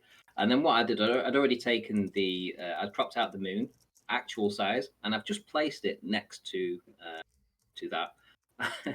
And what you can see, there's a bit of a discrepancy between the two. if you want to zoom in on that, if you can zoom in on it, you can definitely. Oh, that's the moon. That's supposed to be the moon. Yeah. So I took the moon. I out missed that part. Yeah. So I removed the moon and then I changed the brightness and contrast so that we could actually see a defined hard surface like in this image, because obviously it was from a balloon launch. And yeah, that's the moon next to the surface. Now, to get it to scale, obviously, I mean, right there, you could run a line across that and it would be straight as a diamond. I mean, that surface would be straight as a diamond. And we don't see that. We actually see a curvature in the image that's shown us with the moon in the background from Scientific American. So it's absolutely photoshopped. There's no other way to say that it's been photoshopped. And Paul Keeling says, run the source image into the photo forensic website and see the metadata. That should be interesting. But what's that little square around the moon there, Ranty? Well, that's why I just cropped it out. I had to, because I had to. Somebody said to me, I think it was Carlos, said that I hadn't actually placed it next to the surface, so you couldn't compare one next to the other. So I cropped out the moon in the same image. That's not what I said. And then I placed it next to the surface to give it a comparable size to scale ratio, so that you can see whether or not it actually matches up to the source image. And in my opinion, it doesn't match up. I mean, anyone needs to just look at that original image, and we don't even know why we're bothering here, looking at, having to do all this and jump around because Carlos says so. But it only takes somebody with half a brain cell just to look at the original source image and just say that isn't just real. The moon is not that close. If the moon was that close and it really did have a gravitational effect on the Earth, and it supposedly, at the distance it is, has a huge effect on the actual water on the surface of the Earth. If that moon was that real close, everyone would be having a bloody bad day. Everyone would be having a bad day. Everybody would have to learn to swim, right? If that moon was that close, Ranty, everybody would have to learn to swim. Ranty, I think if that image is supposedly from a satellite, perhaps it's a different what's it called? What's it called? I just said it earlier. Oh my goodness! The more I look at that image, it's ridiculous. It's ridiculous. The field of view, field of view. Yeah. Come on, man. A different field of view. Come on, you having a giraffe? Come on. But Ranty, what makes you think that those photographs both have the same field of view on those supposed cameras? The one from the satellite, the one from the balloon. No, seriously. This is like pulling teeth. No, the questions will never end. This is like anybody needs. Welcome to the club, Carlos. You even said, my friend, you came in and you said you're a globe earther, and you looked at that image and you was like, hey, wait a minute, that's a bit too close. So you got to turn around. Yeah. I said at first glance, I said, well, it looks. At first glance, right? Okay, so it's changed. What I said. It's changed. No, it hasn't changed. It hasn't changed. What I'm thinking here, because you went back and showed supposedly it's from a satellite. So if it's from a satellite to get the moon that size, that means it probably was a very narrow field of view to have the Earth and the moon looking that size. And then you said, well, it looks like it's too close. No, because what you can see here is you can see a defined curve, right, on the surface, apparently, of the Earth, right? You can definitely see a curve on there, right? But the moon is next door. It's like your next door neighbor. Yeah. Peering in on you, right? It's not your distant relation that's 250,000 miles away. No, it's shitting on your doorstep, and it's right there. No, it's not. Yes, it is. Yes, it is, Carlos. Okay, look, listen. You've changed your tune. Okay, you said at first glance. I did. Okay, listen. You said at first glance. Now you're giving us a second glance and a third glance, where you are now calling into question your first glance. We are telling you, Ranty's telling you, I'm telling you, and you even said it yourself. Your first glance was correct. The scale isn't correct. If you want to make the Earth and the Moon very close to each other, you would have to have a farther distant field of view, which would completely change everything. This satellite is close to the Earth, and there's no fucking way that moon would be in the shot. Why? Okay, why wouldn't there be any way that the moon would be in the shot? Because the scale doesn't work. The scale of the moon and the scale of the Earth do not agree. You know what? I think this image it's with a very narrow field of view, and it's not like next to the Earth like you said. Okay, listen to then you have to then think about this realistically and physically. If it's got a narrow field of view, it is too close. It's too close, man. Too close? Or maybe you're looking at the edge of the sphere. No. An object that's smaller when you're closer to it, all of a sudden being bigger when you're further away from it, that's not very No, moron. That's why you're talking about field of view. Like zooming in. That's what I mean by field of view. So you think that the camera can overcome this field of view? When you're closer to the Earth, it looks like a blue dot, and then you're further away from it, it's bigger than the object that you were on before? Okay, that doesn't make sense, dude. Okay, no, hold on. Wow. Hold on, Carlos. You know what? Carlos. Go ahead. Go ahead. I'm not going to talk over you. I want to call you names, but I'm not. There's no reason for you to call Lemon a moron. Absolutely none. Okay, so step up your game. Or don't participate. Sorry, Lemon. My bad. Yeah, it's just one of those things. Here's another image from this goes, guys. Check this out. This is some of the other imagery that they've got. See, that's a GO satellite. It's supposed to be over like 2,000 to 3,000 miles up. I don't know. Let's see what Alaska looks like.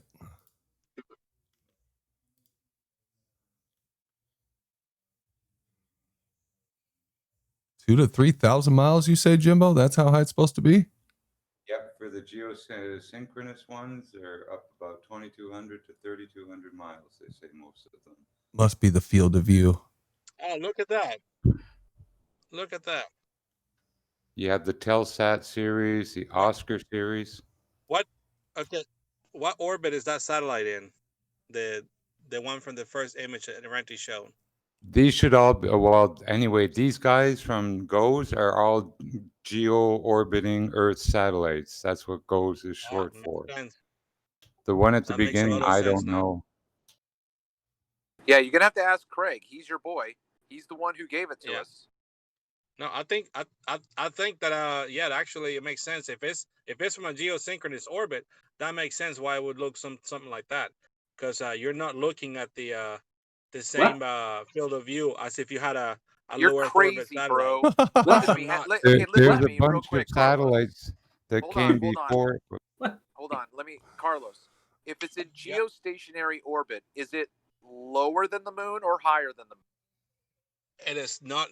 What? How? Okay, ask that again. If the satellite that took this picture is in geostationary orbit, is it lower in elevation than the moon, or is it at the same elevation as the moon? Okay, this is geosynchronous, and you're asking if the distance of the satellite is further or the same as the moon. Is that what you're asking? If it is okay, let me ask you this question.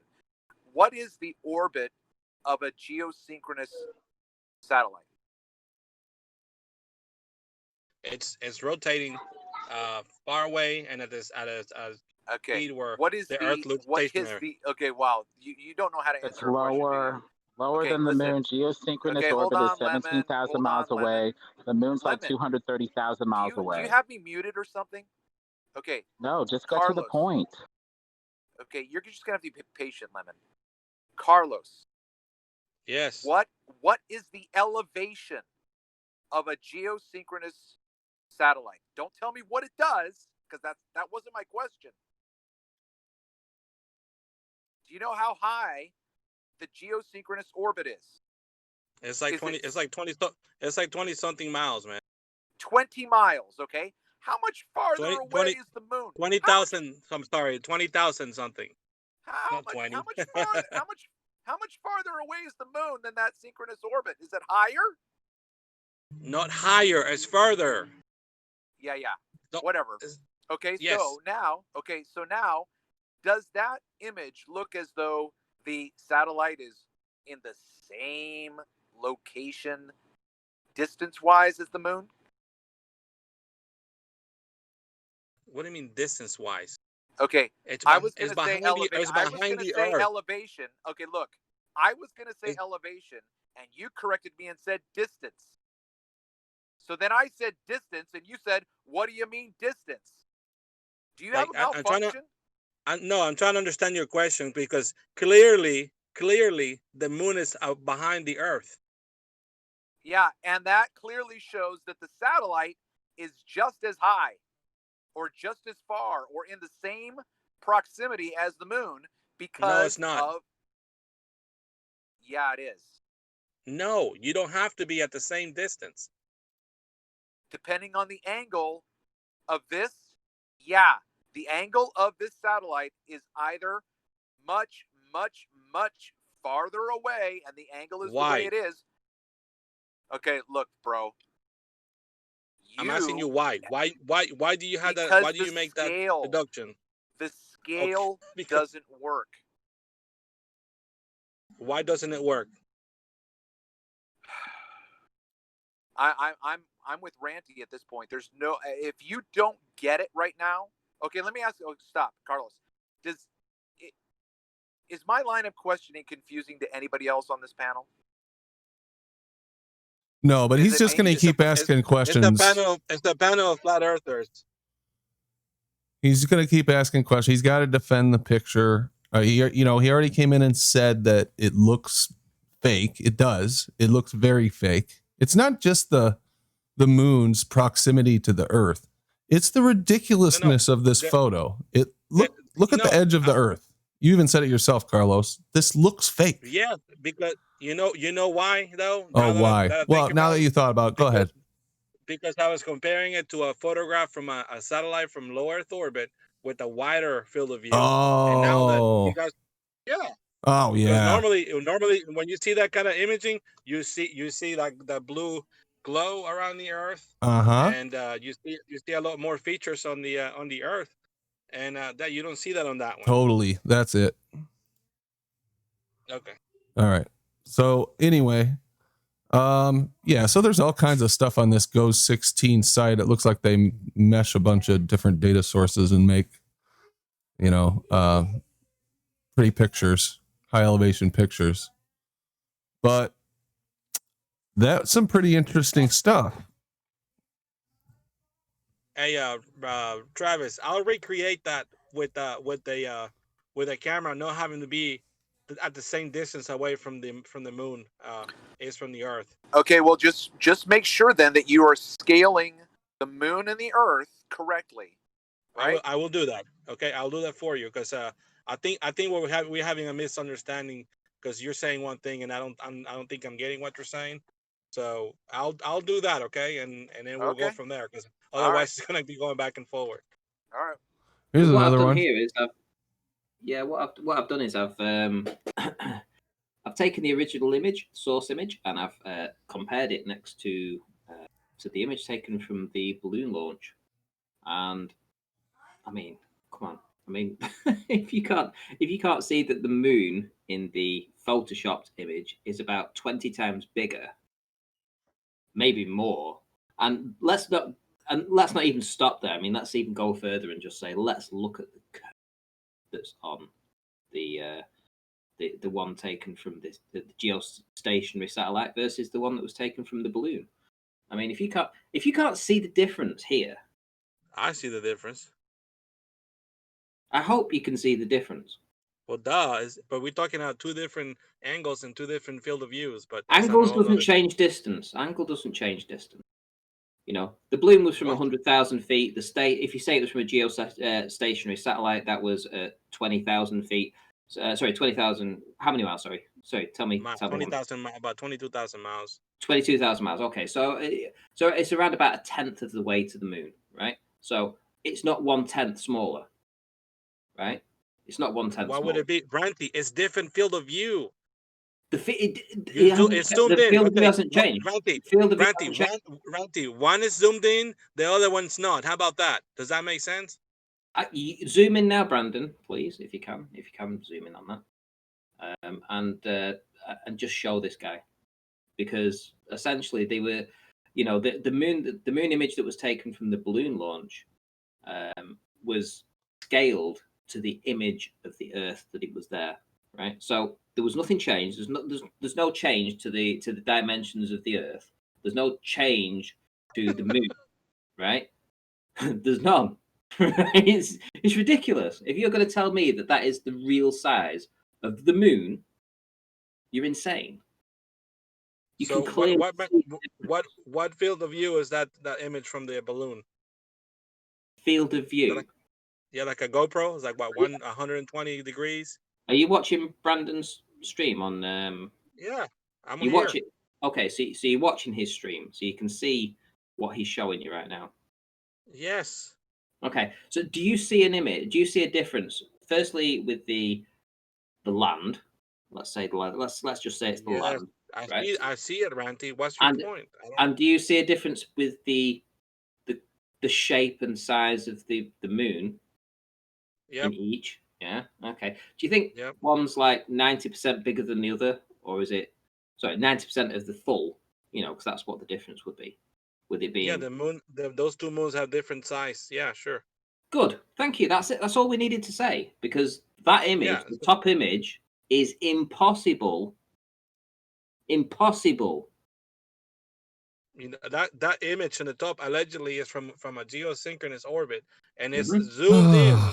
Different field of view. That's what I'm saying. Anyway, I'm not gonna keep going with this. No, I'm not gonna boo everybody. This is insane. This is. It's like talking. Yeah, I mean, listen. I think they're paid to do this. I'm not paid. Get out of it. Fuck off. Yeah, you shouldn't be. Fuck off. Hang on. Seriously. So get out of here. I'm just here wasting my time with you. No, you're not. No, you're not. Look, I'm just. I feel like I am sometimes. Looking at these pictures. Because these guys for way too long. Denying reality. You're denying reality, my friend. Ranty, if you're saying that I must be a moron for wasting my time talking here, yes, maybe I am a moron for wasting my time talking here. I didn't say you was a moron. Well, I'm just saying, I'm not getting paid to argue this. You should be. You're being wasted then, because you've just wasted like an hour of our time. We bent over backwards to show you that this image can't be real, and you're the only person that can't see it. I mean, maybe you should take your glasses off, give them a wipe, and have a look again. There you go. Give them a wipe. That's it. Give them a good wipe, and then put them back on. Can you see now? So you're basically saying that even though you're further away from the Earth than it's zoomed in. Itself, oh my God! You think it has those sorts of capabilities to zoom that way without losing resolution? Oh my God! It's zoomed. They're two different lenses. The bottom one's a wide-angle one, and the top one is zoomed in. Jesus Christ! How stupid are you? The first thing you say is an insult. Do you have anything constructive to say, Grumpus? Do you have anything constructive to say? The bottom image is with a wide-angle lens, hence the barrel distortion that's causing it to be inverted in the shape of the Earth.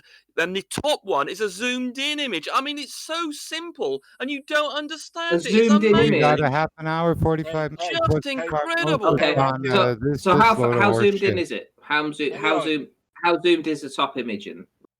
Ranty, if anyone thinks that's a coincidence that he was giving up and Rumpus comes in, nah. Well, he's pained. Obviously, it's explaining to idiots simple things, and he's just, just doing his head in. I can understand. It's 4 or 5 insults so far. Others from even joining in the first place. The fact that you can you don't think this keeps the variety and the usership and people who come in to talk down? And it shuts up everyone on the fucking panel for the whole fucking show, and then more bullshit in the after show. Thanks, gentlemen. You're really running the show as good as it's ever been run. I mean, it's just incredible how stupid you are. I mean, Carlos is exactly right. I mean, it's just incredible. You don't seem to have understood what the existence of zoom cameras. I mean, where do we have to go with this? Do you have a constructive rebuttal? Features? Do you know how much it was zoomed in, Rumpus? How come we're seeing? Hold on. I'm gonna drop a link to a video. No. How come we're seeing curvature in this image, curvature of the Earth, at the same time as seeing a moon that is rather big, right? Because it's zoomed in. Hold on. But when you actually have an image from reality, you see a flat horizon with a very tiny glow, tiny but this is little taken from glowing geosynchronous. moon. Right, but this is taken from what? This is taken from 24,000 miles. Makes no difference. What? It's 10% nearer. Well, it's 10%. It's 10% nearer. It's 10% balloon. Nearer. Hold on. The balloon shot is taken from what? 100,000 feet. Listen, 100,000 feet up. This is 24,000 miles up. Yeah, 10% nearer. 10% nearer. You're right. 10% nearer. No, it's further away. Do you know how to scale? Listen. Try listening, Ranty, instead of being stupid. Do you know how to scale? Just listen. Just listen. How far away is the moon? How far away is the moon? How far away is the moon? Answer the question. Miles. So, right. So 250,000 miles, and it's 22,000 miles up. So that's about 10%. No, it's not. It's away from the moon, you moron. We're on the other side of the Earth. So we're actually further away by 22,000 miles, you utter moron. So it's 10%. Listen, there's further away from them, not closer, you moron. We're on the other side of the Earth. The moon is on the other side of the Earth. We're on the other side of the Earth. So we're an extra 22,000 miles away from the Earth. The balloon is only 100,000 Calm down, Rumpus. Slow down. Jesus Christ. Slow down, please. The problem with that, Rumpus, is that the very small percent that wouldn't make a difference. 10% nearer. Wouldn't make any difference. Oh my God, you're 10% further away. We're on the other side of the Earth, you twat. Wouldn't make any difference. Oh my God. That wouldn't make a difference. The Earth is between us. Between the satellite, the Earth is between the satellite and the moon. So we're an extra 22,000 miles. Oh my God, let me finish a sentence. Hold on. We're an extra 22,000 miles away from the moon because we're 22,000. We've got the Earth between us and the moon. We're an extra 22,000 miles about, because obviously it's not quite directly opposite, but it's a good number of tens of thousands of miles further away than we would be if we were on the other side of the Earth and looking at the moon. We're Did you see the image away from the moon. Hold on. Did you see the image? Then we're further away. It would be smaller. So See the last zoomed in. What do you mean it's smaller? It's zoomed in, you moron. Did you see the last image? So Zoom is supposed to overcome these size differences? That's way too convenient. You do know that cameras can zoom in and out, don't you? In the wide angle. But it can't give a curve, though. You can't even get that sort of zoom resolution resolution we here just on did Earth. this with How are we cars. going to do it in space? Right, the curvature of the Earth will be bigger because this is a high satellite. It's a geosynchronous satellite at 24,000 miles, which means that the curvature of the Earth will be more. It's very simple. And because we got the moon over there, it's further away than for the balloon. I mean, it's so simple. It's just ridiculous. All right, we heard your explanation. Thank you very much. We'll take it under advisement. Well, I mean, you're too stupid to understand it. Obviously, I mean, it's just the fact that it shows a curve. The fact that it shows a curve in the big moon image proves beyond a shadow of a doubt that this is bullshit. No, we're higher up, Ranty. No, it doesn't make any difference. You don't think it? Hold on. You don't think that by going up higher in a satellite we'll see more curve? Is that what you're saying? Doesn't make any difference. It's 10% higher, Rumpus. Doesn't make any difference. So you don't understand that as the further away Rumpus, you don't even know how to use a camera, mate. Curved. You don't understand that basic You had fact. one task this year to do one test, and you couldn't even do it. No, you're deflecting now, no, because now you're trying to tell us. I'm people like people like Travis and myself from this photograph. I'm happy to talk about that, but at the moment we're right. Let's have a bit of mute from you. Yeah. Stick yourself on mute as well. No, the thing is, I mean, listen. Guys on here, we've done all this photography. Rumpus has never produced one single image, right? And he's trying to tell us how we actually view things through a camera. Right. It's retarded. The guy has had one task this year to put some wood on his car and go to a location and do some filming, and he couldn't even do it after promoting it for 3 fucking months. Well, his cinematographer dropped out, and he blah blah blah blah blah blah. He had one task. He did. Couldn't even do that. And yeah, he's going to come in here and he's going to shout Travis down. He's going to shout me down, and anybody with half a brain cell is going to shout down because he thinks that this is a real image. I mean, just look at it. We don't even have to talk about all this extra talk about field of view and size, and just fucking use your eyes and look at this picture. This is fake. Look at this edge right here. That's not real. This is fake. It could be a composite, you know, like a real image, because you know, of the that's fact that curved by lens curvature, like veil distortion. You were saying? What's that, Bob? Shouldn't the moon, because this picture is allegedly outside of the atmosphere of the Earth, shouldn't the moon look even more lit up by the sun than it does to our vision? Like, shouldn't it just be brighter instead of what looks like somehow darker and more brownish? You just don't understand. That's right. You just don't understand. Thank you.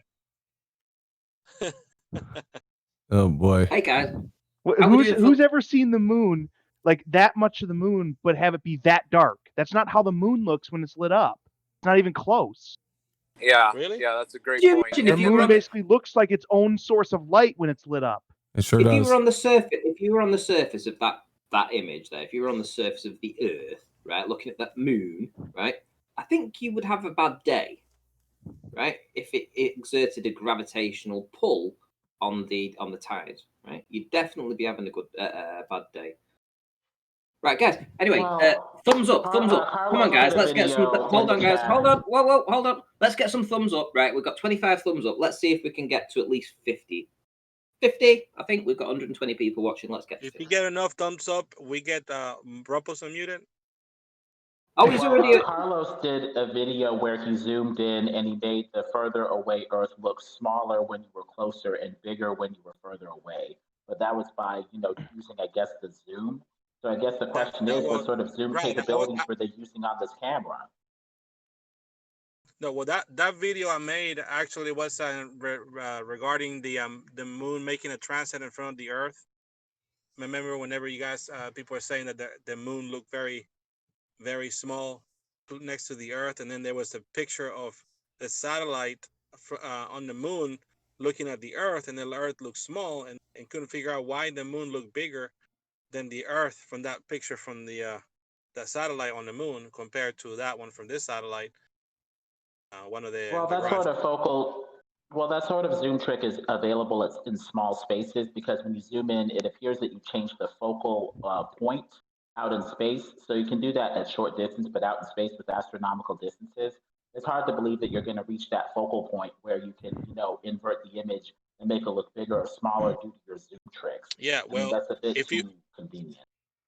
Well, first of all, on that example that I showed, I was showing a different example on different thing, but that goes to show you that when you change distances and then change the field of view, zoom in, you things look different size.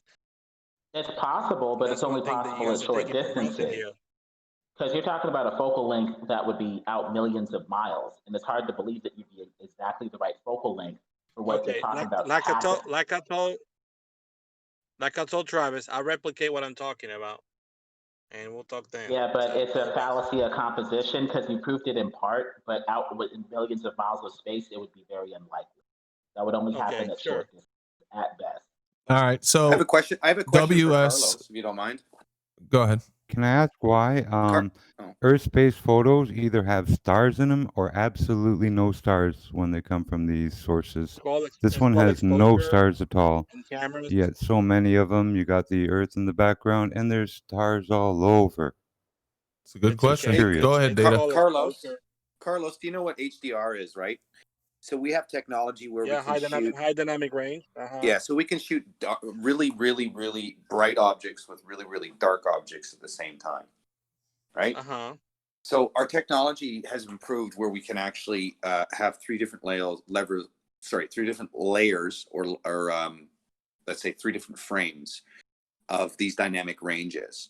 Now, every time we look at all this footage now, we're not applying this HDR technology. In other words, there should be stars in the background because we have the technology to film Earth. If the satellite is 20, let me finish. If the satellite is 17,000 miles out or 20,000 miles out, there should be a way to encompassing the whole picture of the Earth. Now, I've never seen it. And when I do research satellites, sometimes they have up to 16 different cameras on them. They suggest some of them, 2 of them are usually DSLRs. Now, here's my problem. I haven't seen a DSLR technology that works in, the environment. They say the vacuum of space and minus 150, plus 150. Everybody has excuses. Oh, insulation, da da da. The point is, when you actually look at these satellites and the construction of them, they have these little pencil tubes that actually, where they send out the infrared or they send out the image to capture the light, right? They open whatever they have to open up the sensor to capture the light.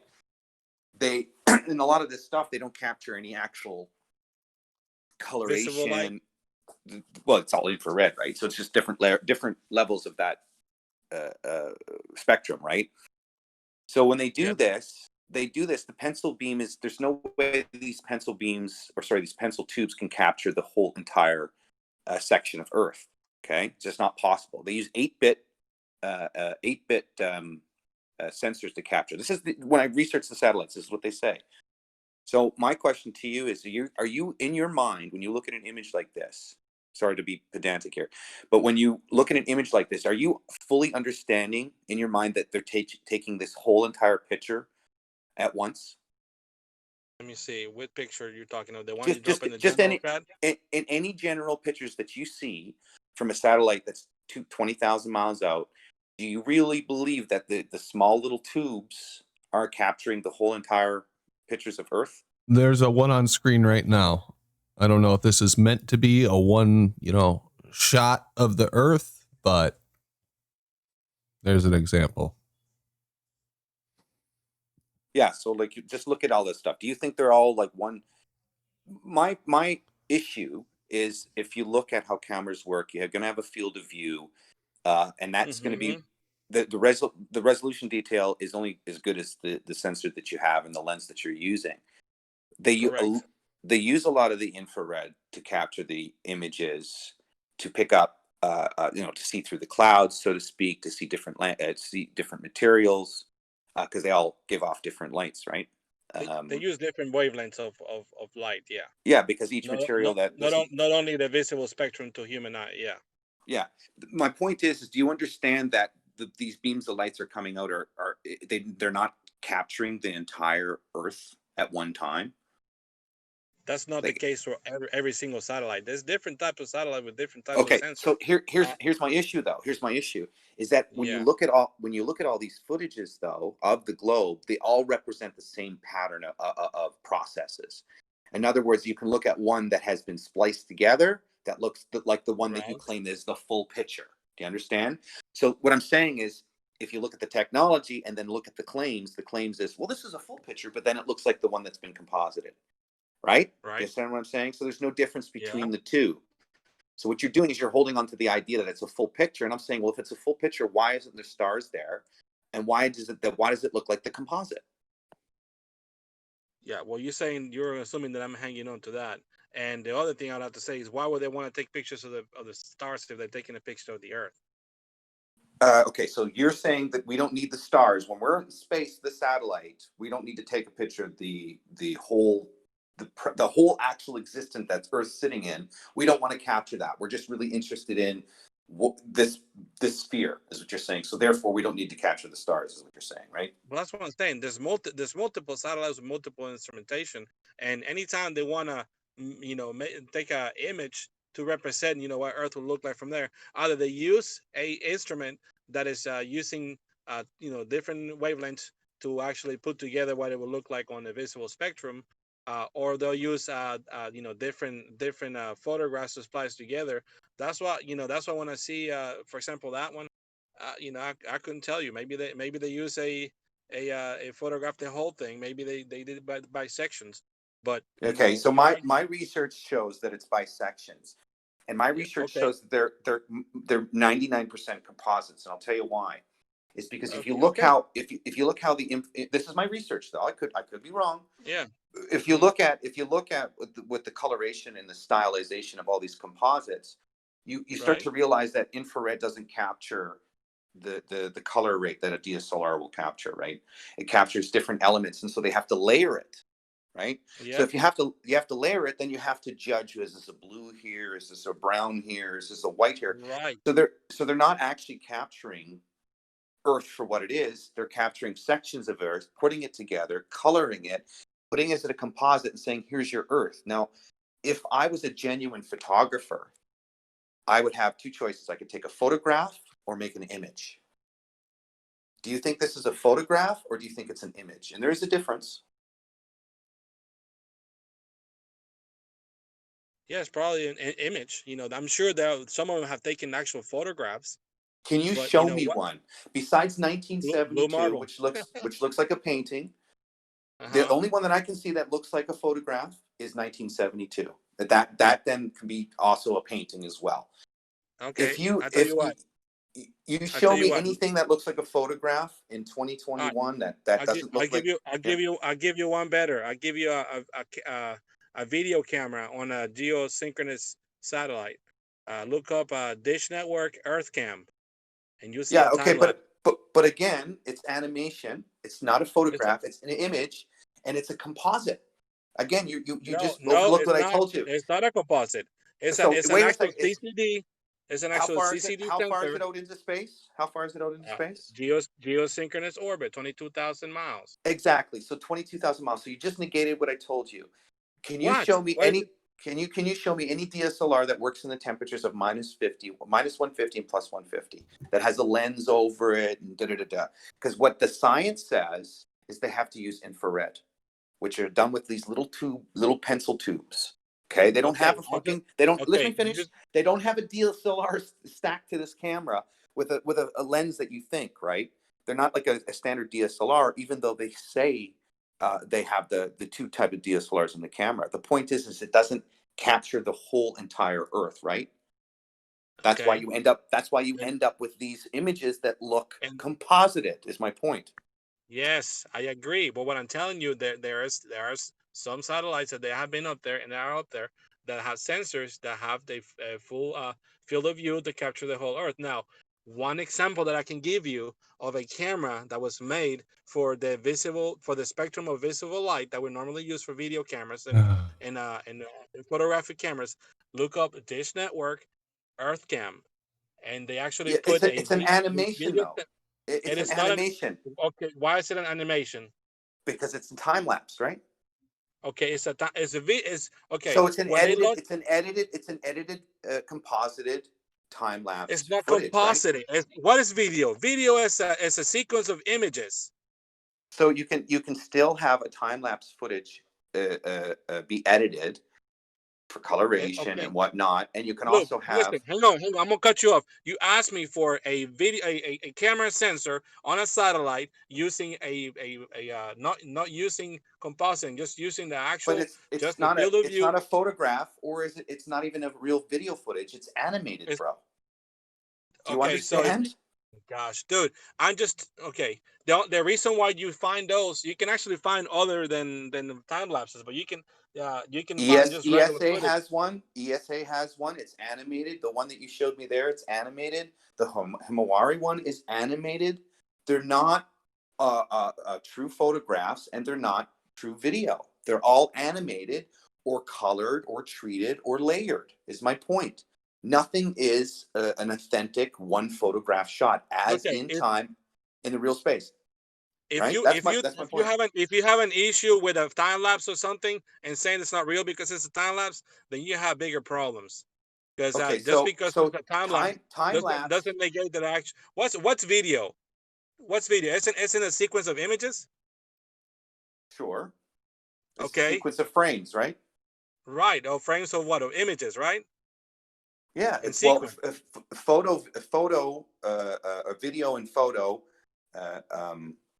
Film is going to have your frames, and photo is going to be a single frame. right? Right. Animation right. Animation is where you take a period of still photographs and you overlay them. The point is, you're saying that these still photographs are going to be authentic one still pictures, is what your claim is, right? That's what you're saying. It's 22,000 feet, and I'm taking the entire picture of Earth. But then you're saying, well, we don't really need to see the stars. And the reason why it looks like this is you know that it's infrared. So what are they capturing? Are they capturing sections, or are they capturing big pictures of Earth? You think they're capturing big pictures of Earth, right? I'm telling you that if it's composite, it's just different sections and then putting it together. Yes, I'm not arguing that. Why does it need to be time lapse? Why can't they just roll video up there? Now This is my point. Look, are you aware of what I'm talking about? Dish Network's Earth Cam? Yeah, they're animated, dude. So they're all sliced in animation pieces. It's not actually live. It's not actually live video. They were live when before the CCD sensor burned up, because like you said, those cameras don't work up there. Yeah, that's why they don't use that. You just said that. All right, so we can argue all day about how they composite and all that crap. But let's take a look at these two blue marbles here. Yeah, in a minute. I want to take a look at these two. Unless it has to do with what you guys were just talking about. Does it? No, Carlos? that's fine, man. It's all good. It's just he just reaffirmed that these DSLRs don't work in space at 22,000 miles because they get burnt out. But that's just part of what they claim. Like I said, any of these satellites you look at, they have little silver tube, pencil shaped tubes that they get light from. So there's no way they're encompassing with an 8-bit sensor all that detail. All right. That detail comes from being closer and then being composited over top. Well, let's take a look at this. This is the GOES image, the entire Earth. This was sent to me in the chat by WS, who says it's from the same day. And I want to point out a couple things because I've been looking at it while you guys have been talking. This is a weird fucking looking picture, okay? Just first of all, when you just look at it and take the whole thing in and look at the edges, the first thing that strikes me is this isn't real. This is not a sphere that I'm looking at. That's what my mind says. Second thing is, look at this specular highlight. Just notice that. This big bright spot right here. And you can see that these are supposed to be shadows of the clouds underneath the specular highlight. Am I understanding that correctly? I would think so. Yeah. What is that the only place that the sun is going to cast shadows of the clouds onto the Earth? Why aren't there shadows under all these other clouds? Why is it only just under the specular highlight? Okay, so that's kind of stupid. And then you look at the edge of this thing. See how it's like darker around the edge? Is that nighttime over there? What's going on here? You can't see Antarctica. You can't see the Arctic. So this is just like a partial view. You're not even seeing half the Earth, right? And the brown, all that almost even and dark brown, medium brown tones there. Yeah, that could be just the colors and the filters and all that shit that they applied. But all right, now here's the 1972 blue marble, and you can see the difference between the two. This is the original blue marble that they gave us, and you can see like there's hardly any specular highlight in this one, right? Is that because of the film that they used? Why is that different? You can see almost all of Antarctica. Now, this is the other side of the ball Earth, supposedly. The sun's location isn't very well defined with that, what day-night line they call it. Yeah. Is this lower res? What's the difference? But just look at the difference between these two.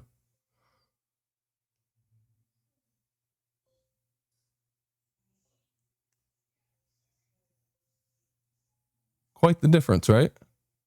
Even the shape is different. We must be seeing the full daylight side of the Earth in these shots, is what they're saying too. I guess. I don't know. Do either of these look real to you? They don't look real to me. I always laugh when I see them because it always reminds me of Neil deGrasse Tyson mentioning we've been lied to. The Earth is more pear-shaped. So every time I see these photographs, I think of that exact interview.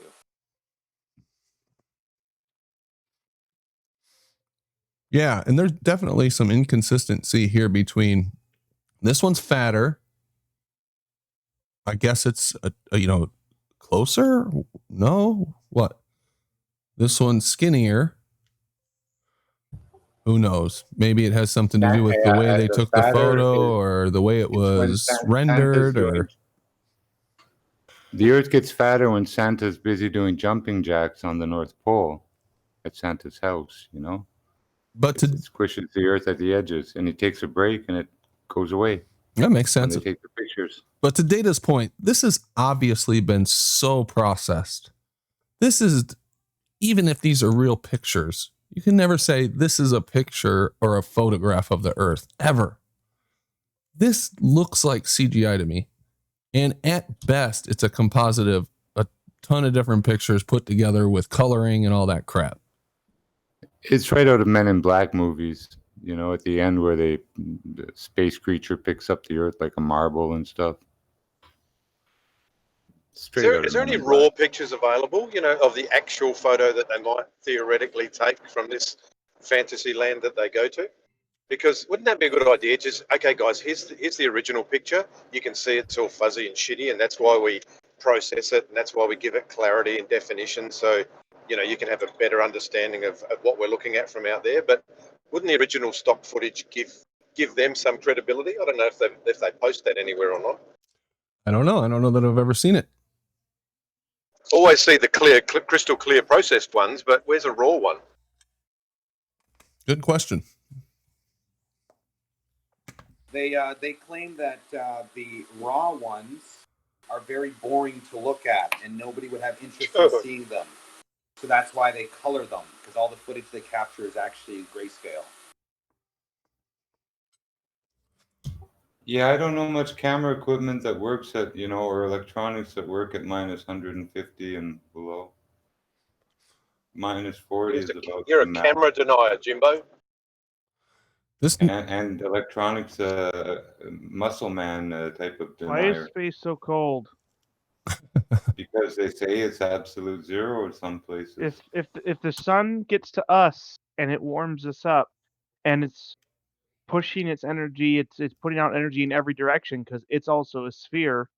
Why isn't it just heating everything on the way to Earth and everything that it hits past Earth and all? Like, why isn't it heating everything? Why is it just getting to us and warming just us, and everything else in space is cold? One of the Apollo captains or whatever said that they had to turn the ship like 180 degrees to face the sun to cool off, and they did that on the way there and back.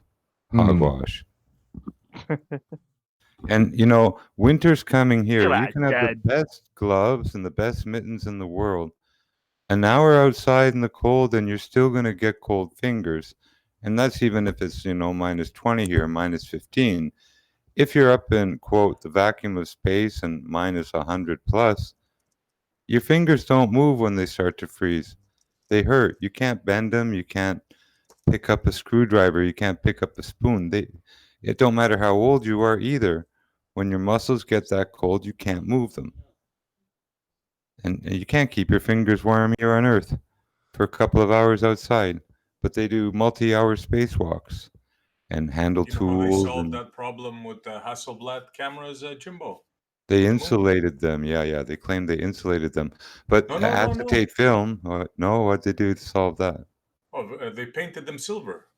Yeah, that'll do. Yeah, silver paint. That'll keep you warm. Forget your winter coat and your skidoo suit. Just get some silver paint. Brilliant. But no, nothing adds up with their story at any level. Earth photos, ISS photos from 3,000 miles up. This, they claim, is on some type of satellite or probe they sent out 1 million miles away. What?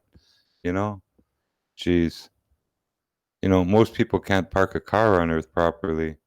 Yet we're so advanced, we're sending things into the far reaches of the cosmos, landing on things that look like a beach full of gravel, and sending brightly lit photos back 1 billion miles. Not losing any of the data and nice sharp pictures. Wow. What technology, Continuous film from space rovers on Mars. Nothing ever fails. And again, more technology working, and absolutely, minus whatever, and then warm in the day and then cold at night, that destroys anything too. These rovers never suffer entropy, fix So are you themselves. saying the pictures that they've taken on the moon, Jimbo, there's no possible way that could happen with those cameras under those conditions? No, nothing here on Earth works past minus 45. It's hard. There's no commercial anything that'll work. There's these I've been things trying to tell them that, bro, for I posted over a pictures in year the now. bag.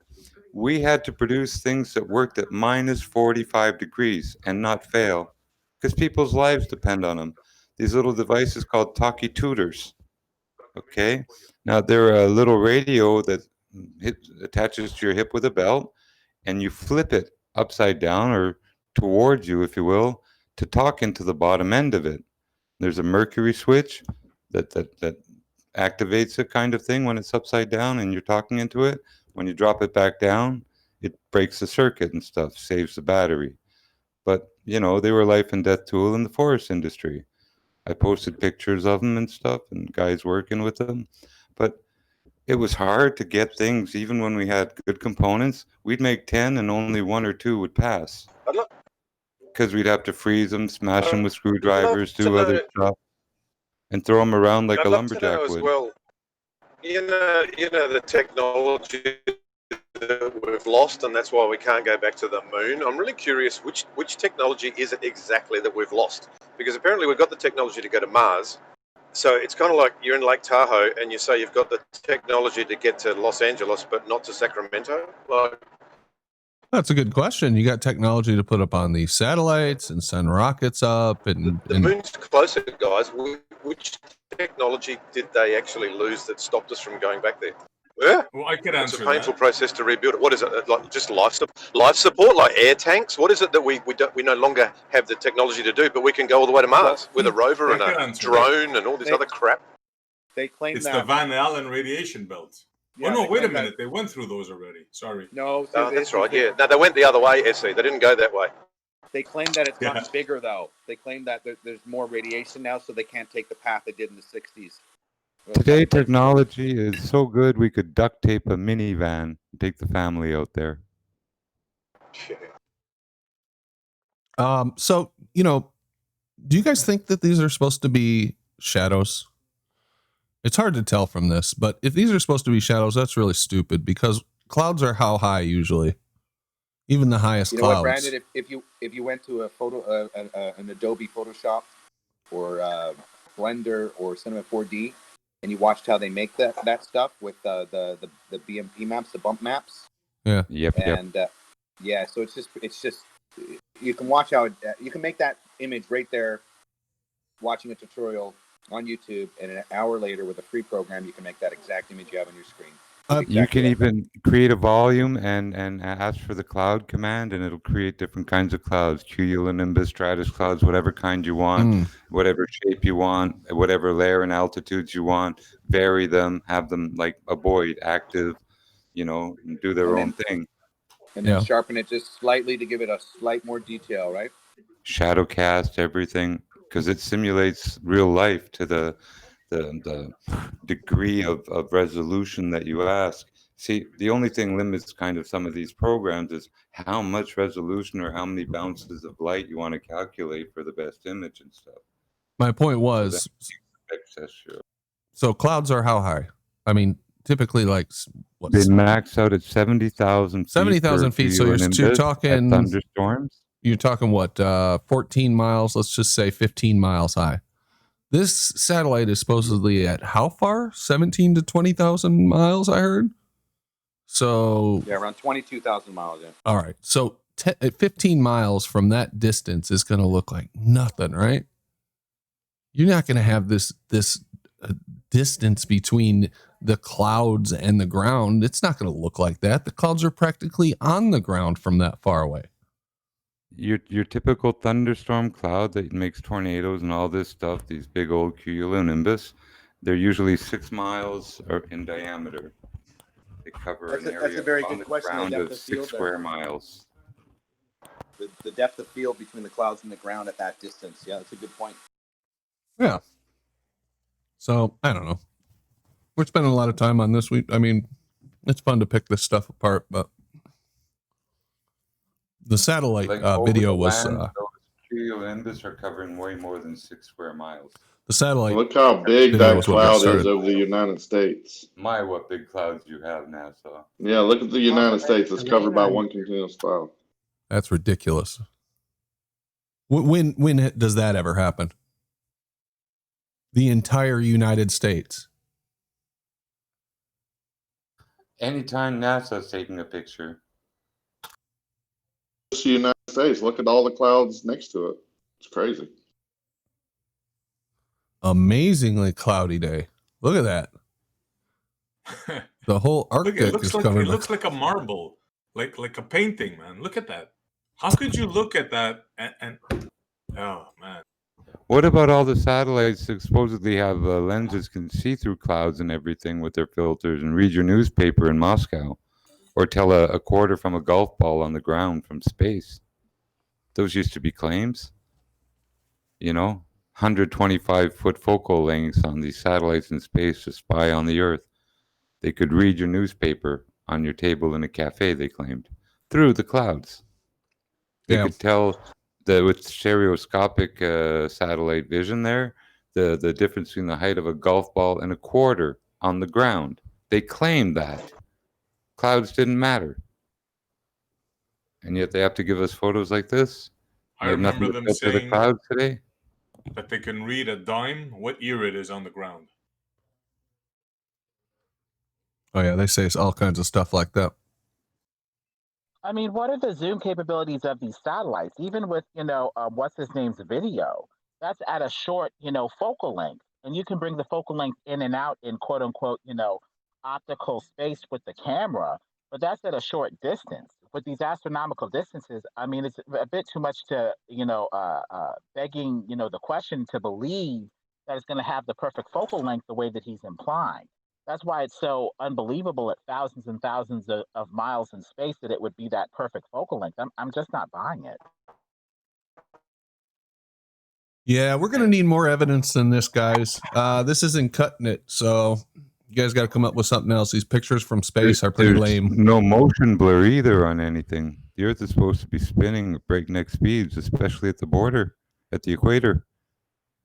You can't focus on a ball that's spinning. And say you did have a basketball you want to take a picture of. Fine, okay. Spin the ball, get it rotating. Now take a picture of it. Focus on the equator. Well, the rest above and below is going to be out of focus. Yeah, but gradually and evenly.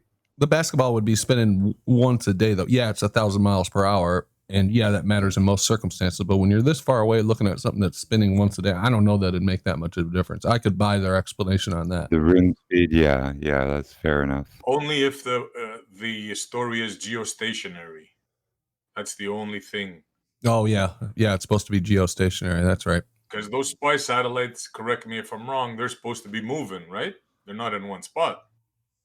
Well, I would think so. The way they do it is they kind of try to do a little bit of everything. They're like, you're in the Earth's reference frame, so you wouldn't notice it. And then you're trying to get far enough to see this, 1,000 mile per hour blurring motion. And they're like, get a little further, you're still in the reference frame. And then they just pick and move and choose the reference frame to be wherever they want so that you can or cannot, observe this 1,000 mile per hour motion phenomenon. I mean, it just seems like they always make their theory kind of unfalsifiable in a way. I mean, maybe I'm being paranoid, but I'm like, when are we going to see this 1,000 mile per hour blurred motion? Sometimes you don't even see the Earth move at all in some of their photos. It's just, I'm not buying it. You're right, though. Yeah. Let's see the motion. Show us the motion of the Earth. Even the ISS, they have there's 6.1 miles a second. There's got to be motion blur from any shot. I can't do it on Earth a field away at infinity, except for the lens. I'll still get motion blur.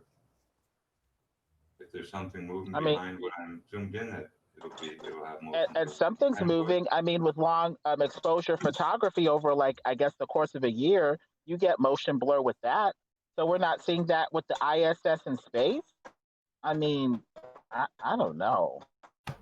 Really? No motion blur? Huh.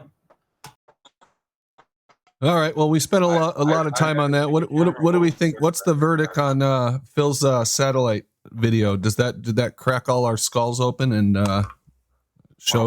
convince us that space is real? Because I'll write down everybody's name that is now convinced that the Earth is a spinning, speeding space ball because of Phil's video, and I'll present it to him as a thank you. So, if you want to speak out loud, you can, or message me in private, and I'll let him know. I don't think you'll be wasting much ink on this one.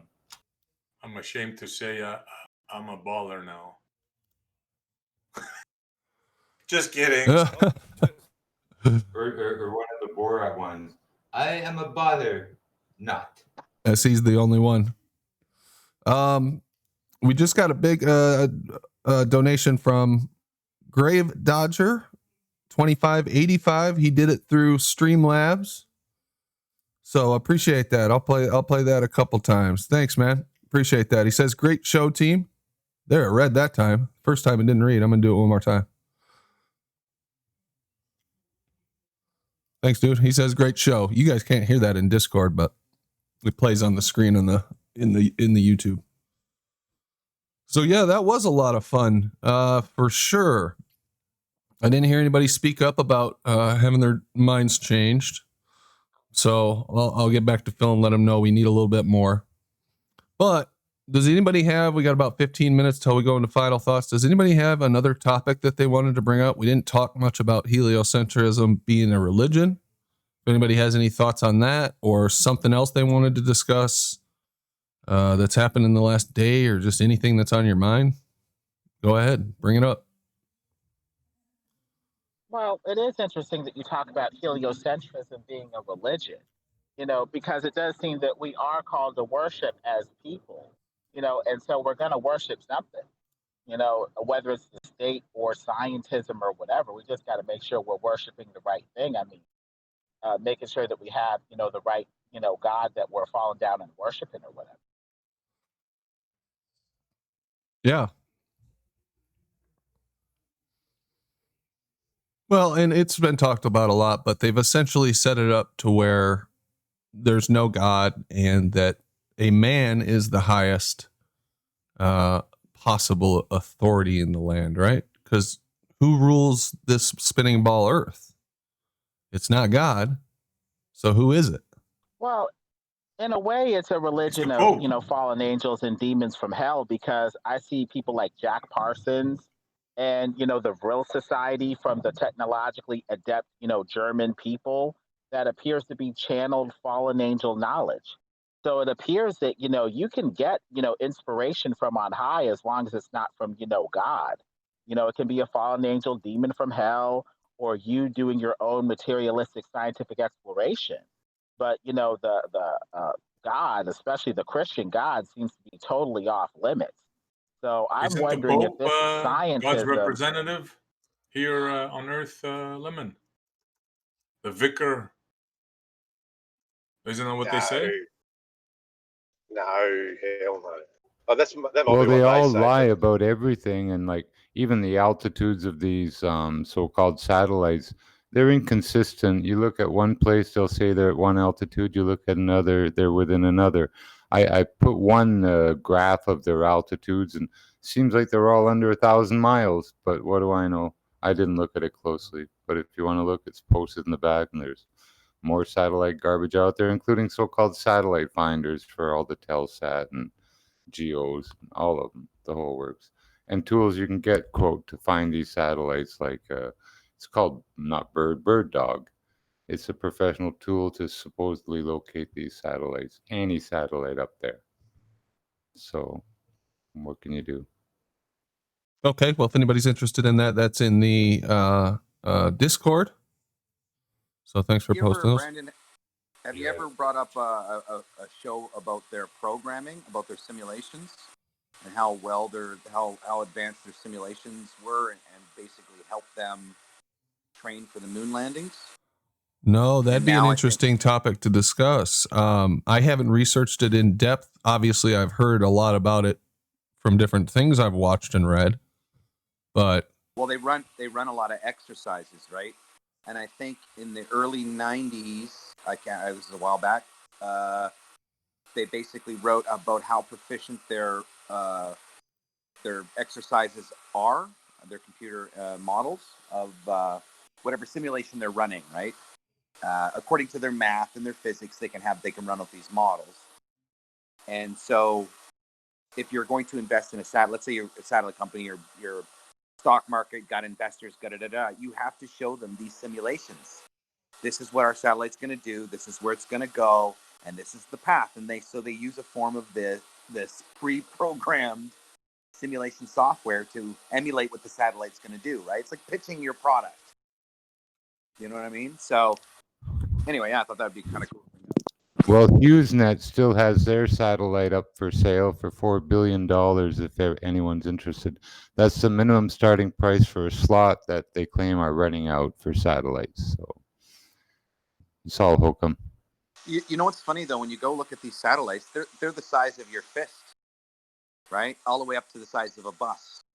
But then you look at if you look at the where they simulate gravity, anti-gravity. I can't remember where it is in the States, but they have anti-gravity simulation where they hook their supposed satellites up to it, and they get to, they're operated by gyro vertically and horizontally, so they can change position, right, in anti-gravity type environments. But yeah, the concept of these big giant bus satellites, I think, was like Arthur C. Clarke days, and kind of, selling the fantastical idea. But when you actually go look at the size of them, man, they're not as, they're tiny. So are they just up on a small balloon? Are they in some type of electromagnetic field? Hey, I had a question for Jimbo. I'm all ears. Hey, Jimbo, did you happen to say something in regards to the bird dog sat finders? Yes, I did. I have a new name now, but it's the same product. It's a satellite finder, basically. Each satellite gives off a signal to identify it. And this has them all encoded in. When there's new updates, you update it, via the web, and you've got your new positions, etc., altitudes, where to point, angles. There's also online what's called Satellite Finder, .net or .com, and you're supposed to be able to point your own satellite dish using this tool by putting in your postal code, and it tells you the direction to point and the angle to point your dish. Azimuth and elevation, yeah. But here, look, where I live, I'm on a street. Now, we have a bunch of satellite dishes. They're not pointed at the sky. They're pointed right at a building, literally almost into people's bedrooms. And they're angled at a perfect angle to catch a return signal from the dishes on the tower on the mountain behind me there. Really? And that's all up the street here. Absolutely. I can take pictures of the tower and all of the satellite dishes pointed right at the building, not at open sky at all. And well, either they're not working and they've all been installed wrong, or they're working and they're not looking at a satellite. Well, I think one thing that may be throwing you off is that you're looking at the orientation of the arm where the LMB is mounted, but the orientation of the arm is not actually the elevation and aspect of what you're actually getting the signal. It's actually about 15 to 30 degrees higher. So it may look like it's pointing at a building, but you actually... Okay, but the problem is my tower is due north of me. These dishes are pointing due south at these buildings, directly at them. And the satellites are all down south towards the equator. All the TV satellites are supposed to be over the Gulf of Mexico, more or less, somewhere around Houston. So I know my shit. You're trying to sell the bear's skin, and the bear ain't dead yet. Well, I'm a former satellite TV technician, so I know my stuff too. Yeah, I know a bit about the stuff apparently too. Radio Shack sold a cheap antenna finder, satellite finder called Wine. Cool. Hey, And you always have one of those in your little tickle trunk just in case your big one went crazy. Here's a suggestion for you to test the so-called satellite dishes pointing at the building. Hook up one of your sat finder and try to block the satellite dish and see if the signal goes away, and then remove the blockage and see if the signal comes back. Because yeah, it's not looking at a tower. But anyway, interesting stuff, man. I look forward to hearing more stuff about your theory. Hours, and no way getting any signal from outer space in any way, shape. You just got really low for some reason, Jimbo. Whoops. Okay. Oh, okay. None of these are getting signals from space in any way, shape, or form, and not just these ones on the buildings. I have other samples that I can go get. I'm not going to waste a lot of time doing because it's a repeat action for me. I've done all this before, but like I say, all of these are the ones on my street here. And if you want to come get your little dish and disprove it, you be my guest. Now, this picture up you're showing now of this little musical instrument, the horn, the round horn thing here. Yeah. When it moves away, it doesn't teeter, it doesn't totter, it doesn't skew in any way. It's like just when you do tweening in 3D, you have it at one place, your image or your article, you scale it down and move it to another place, and then you hit the button and it enters keyframes. It reduces it to the point where you wanted it to go. This thing is basically keyframed out. It's just a picture and it's being keyframed out. It's not twisting, tilting, doing anything. That's what it looks like. You're right. It's just stationary and they're just tweening it. They say where it wants to begin and where it wants to end, and the tweening is all the frames between. It's called tweening in graphics and stuff. That's what you're seeing. That was all that was. So, Brandon, I mentioned about the simulations that started in 1990. So I found it for you. I posted it, and it's from NASA's website. But it was established in 1990. The Software, Robotics, and Simulation Division was responsible for developing, designing, operation, intelligence systems, robotic systems in real time using simulations, and the exploration and development of space. So it's it started in 1990s, like I thought. I just couldn't remember what it was called, so I put it in the chat for you. So they're essentially, building everything required to simulate as if there's satellites in space. Is that what it boils down to? Basically, so it's like training the pilot or training the, from their whatever data they've collected, applying it, and then training their people from it, and then getting their engineers to come up with different ways to operate in those environments, those simulated environments, right? So they're simulating what they think the environment is, and then trying to emulate it here on Earth with the physics here in these simulation labs with microgravity and things like that. But they run a lot of simulations through programs, and this is how they pitch for investors. They use a lot of these simulations to pitch investors. So, but anyway, I just gave it to you in the chat. Started in 1990. I just couldn't remember the name. The name of it's called.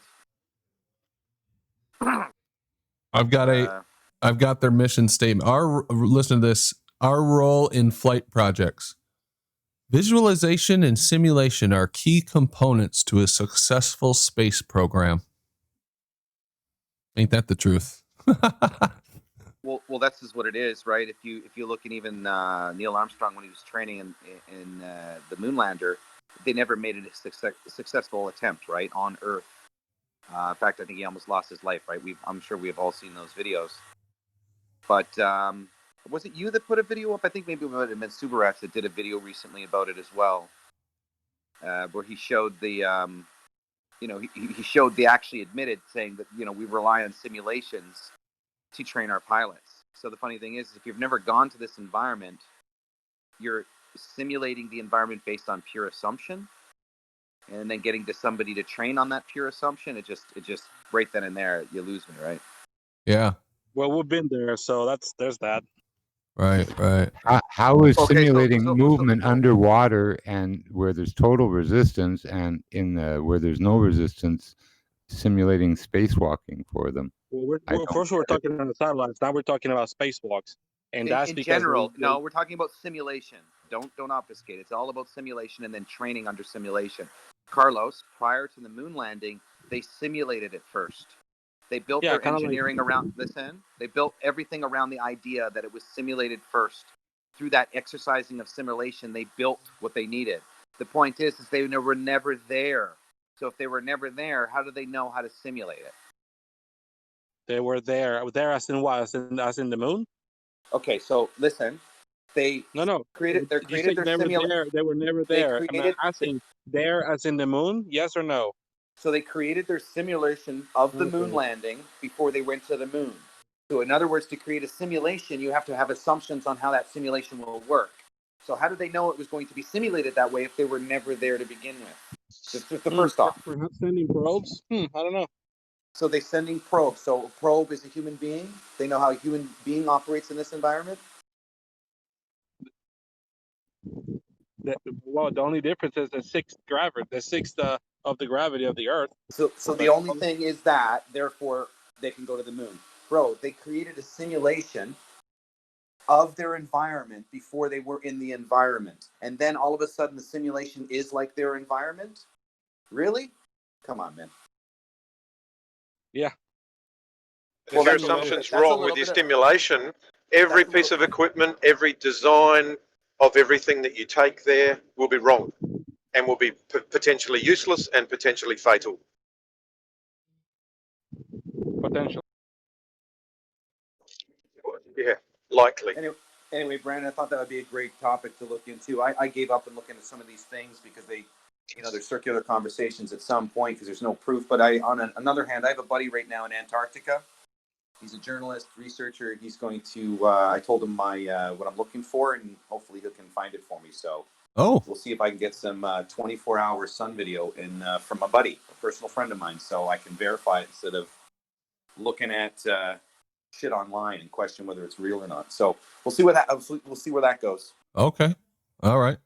No, it's a good suggestion for a topic. And if you were going to fake going to space or shooting satellites out or anything, obviously you would have to design simulations, computer programs, graphics that would look like it, that would essentially fake it. So here we know that they're doing that. The only question is, obviously they're not advertising that they're then using that technology, the simulations, etc., to show to the general public and even their own teams that aren't in the know, to convince them that they're actually doing these things. So anyway, I doubt we'll find that smoking gun on the internet or tonight, but that was pretty fun, especially that video. Great suggestion, F Evangelist, bringing Phil's video in. It's been a while since I looked at it. I never looked at it in detail, and wow, I hope he has more. Let's go ahead and do final thoughts. It's 1:45. Tomorrow's Friday night. Never know what can happen on Friday night around here, so tune in. I don't know what the topic will be. We'll figure it out before then. If anybody's got any ideas, anything they want to talk about, any presentation, observations, let me know. I'd much appreciate it. And that's my final thoughts. Good show. Thanks to the panel. Appreciate you guys being here. We had a full crowd tonight. Some good stuff. And we'll just, I'm going to go in reverse alphabetical order because I suck at keeping track, even though Aaron's suggestion was valid to skip around. So Bob Dole, you want to start us off? All right. Yeah, I mean, anything that we bring up and we say, why is it like this, or why does it look like that? We want an explanation for this, that, or the other thing. It doesn't seem to make sense. I mean, what they do is they come in here and say, well, maybe it's this. I mean, maybe they just did this time. Maybe it's this explanation. Yeah, maybe it is. Okay, maybe. But NASA is a publicly, or it's funded by government dollars, right? The idea is that they're supposed to be doing science and they're supposed to be exploring space on behalf of the American people. There shouldn't be a question, or there shouldn't be people coming here saying maybe they did this. What it should be is literally everything that they do should be fully open and available to everybody in the United States.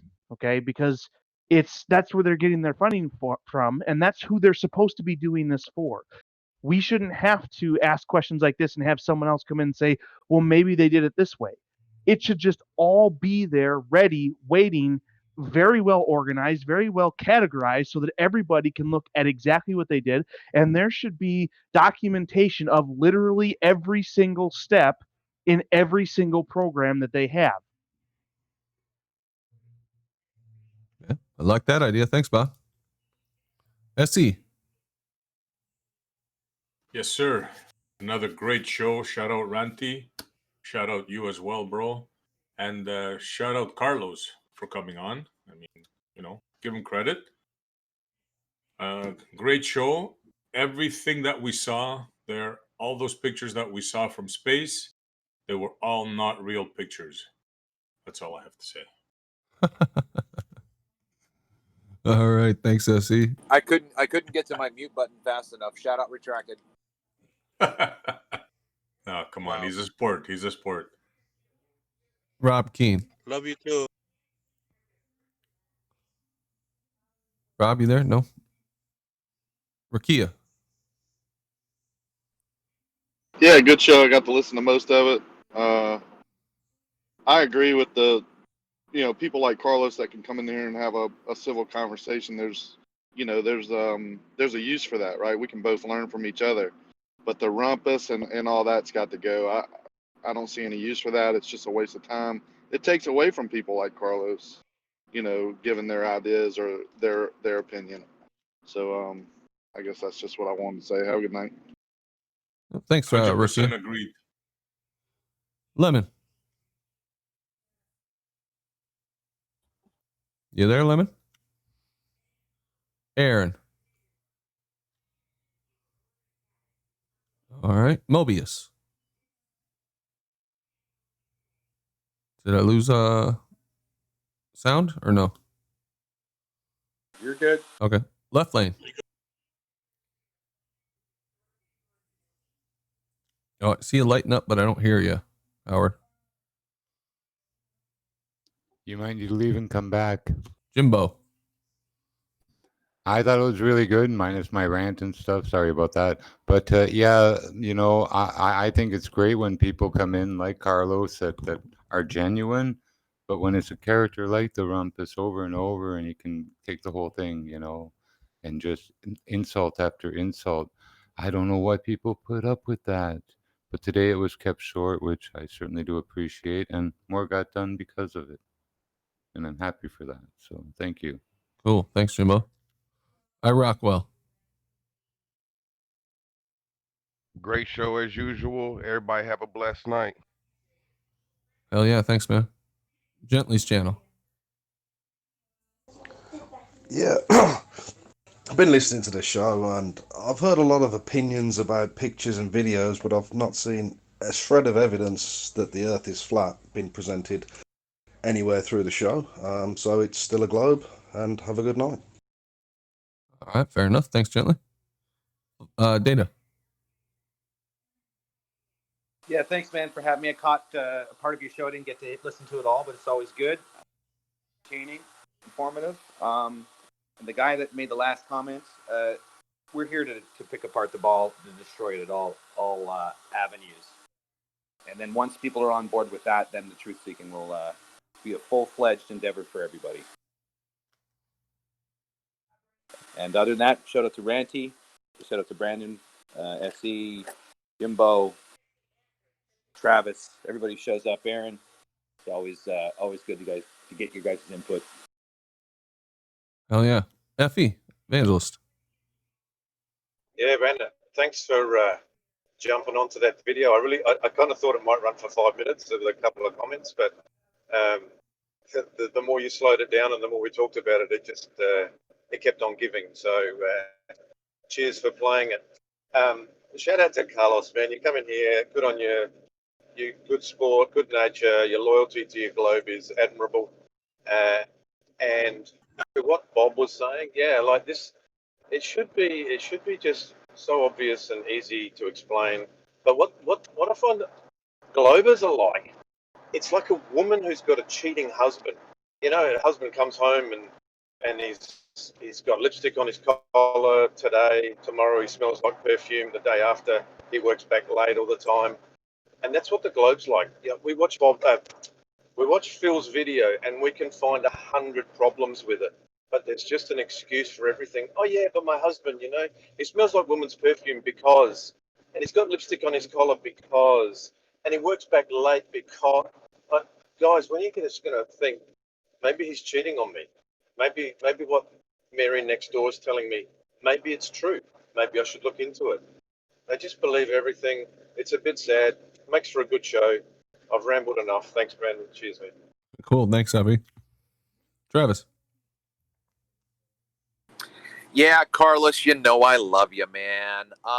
So if you do your model or whatever you're gonna put together, send it to me here, or because otherwise I don't know when we're gonna touch base. But gently, yeah. I'm not sure if you noticed or not, but we were actually tearing apart one of your guys' presentation of evidence. So that's what we were doing today.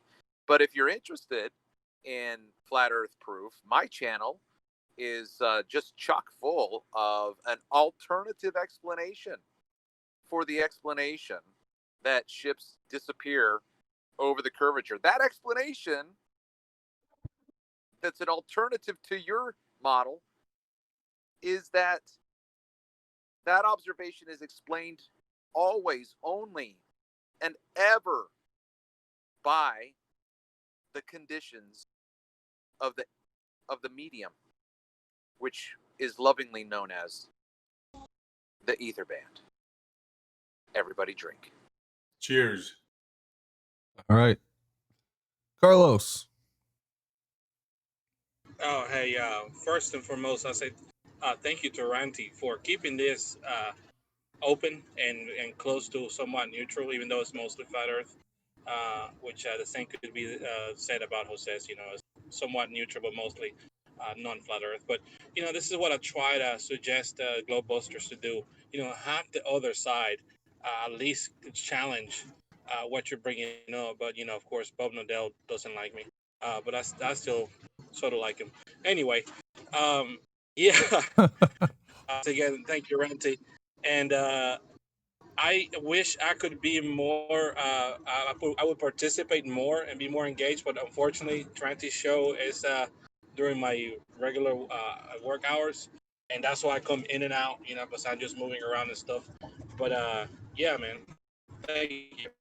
I'll send that stuff to you, Ether Boy, Band Boy, Doctor Travis, and yeah, we'll talk then. You guys have a good night. Cool, man. Yeah, thanks again, Carlos, for showing up, man. Welcome anytime. Ambiguous truth. No? All right, guys. I'll be back. We'll be recording the after show, and it'll be on my channel, Brandon Toy channel on YouTube. Just wait. So I'll talk to you guys in a while. Wait. Rob, go ahead. Last minute. No, just wait. I know I couldn't get to my mic earlier. I was a little bit busy. I just want to say thanks. Great show. Hey, thanks for coming out, Carlos. We hope to see you again. Cool. Thanks, Rob. Appreciate it. All right, everyone. Well, that was interesting. Took a turn there. Thought we were going to have to drag a conversation out of everybody, but we latched onto that video from Phil, which I did post in the chat earlier, and I'm sure he'll be happy to give it to you. It's very interesting. Phil, if you want to come on sometime and explain to us what's going on in that video and those, I'll call them perceived anomalies that we saw, why it looks so unlike what we would expect, you're more than welcome to. We'd love to have you on to explain that video. Anyway, we'll be back tomorrow night, 5:05 Eastern Standard Time. Appreciate everybody who supports the channel. Give it a thumbs up if you haven't, and have a good night.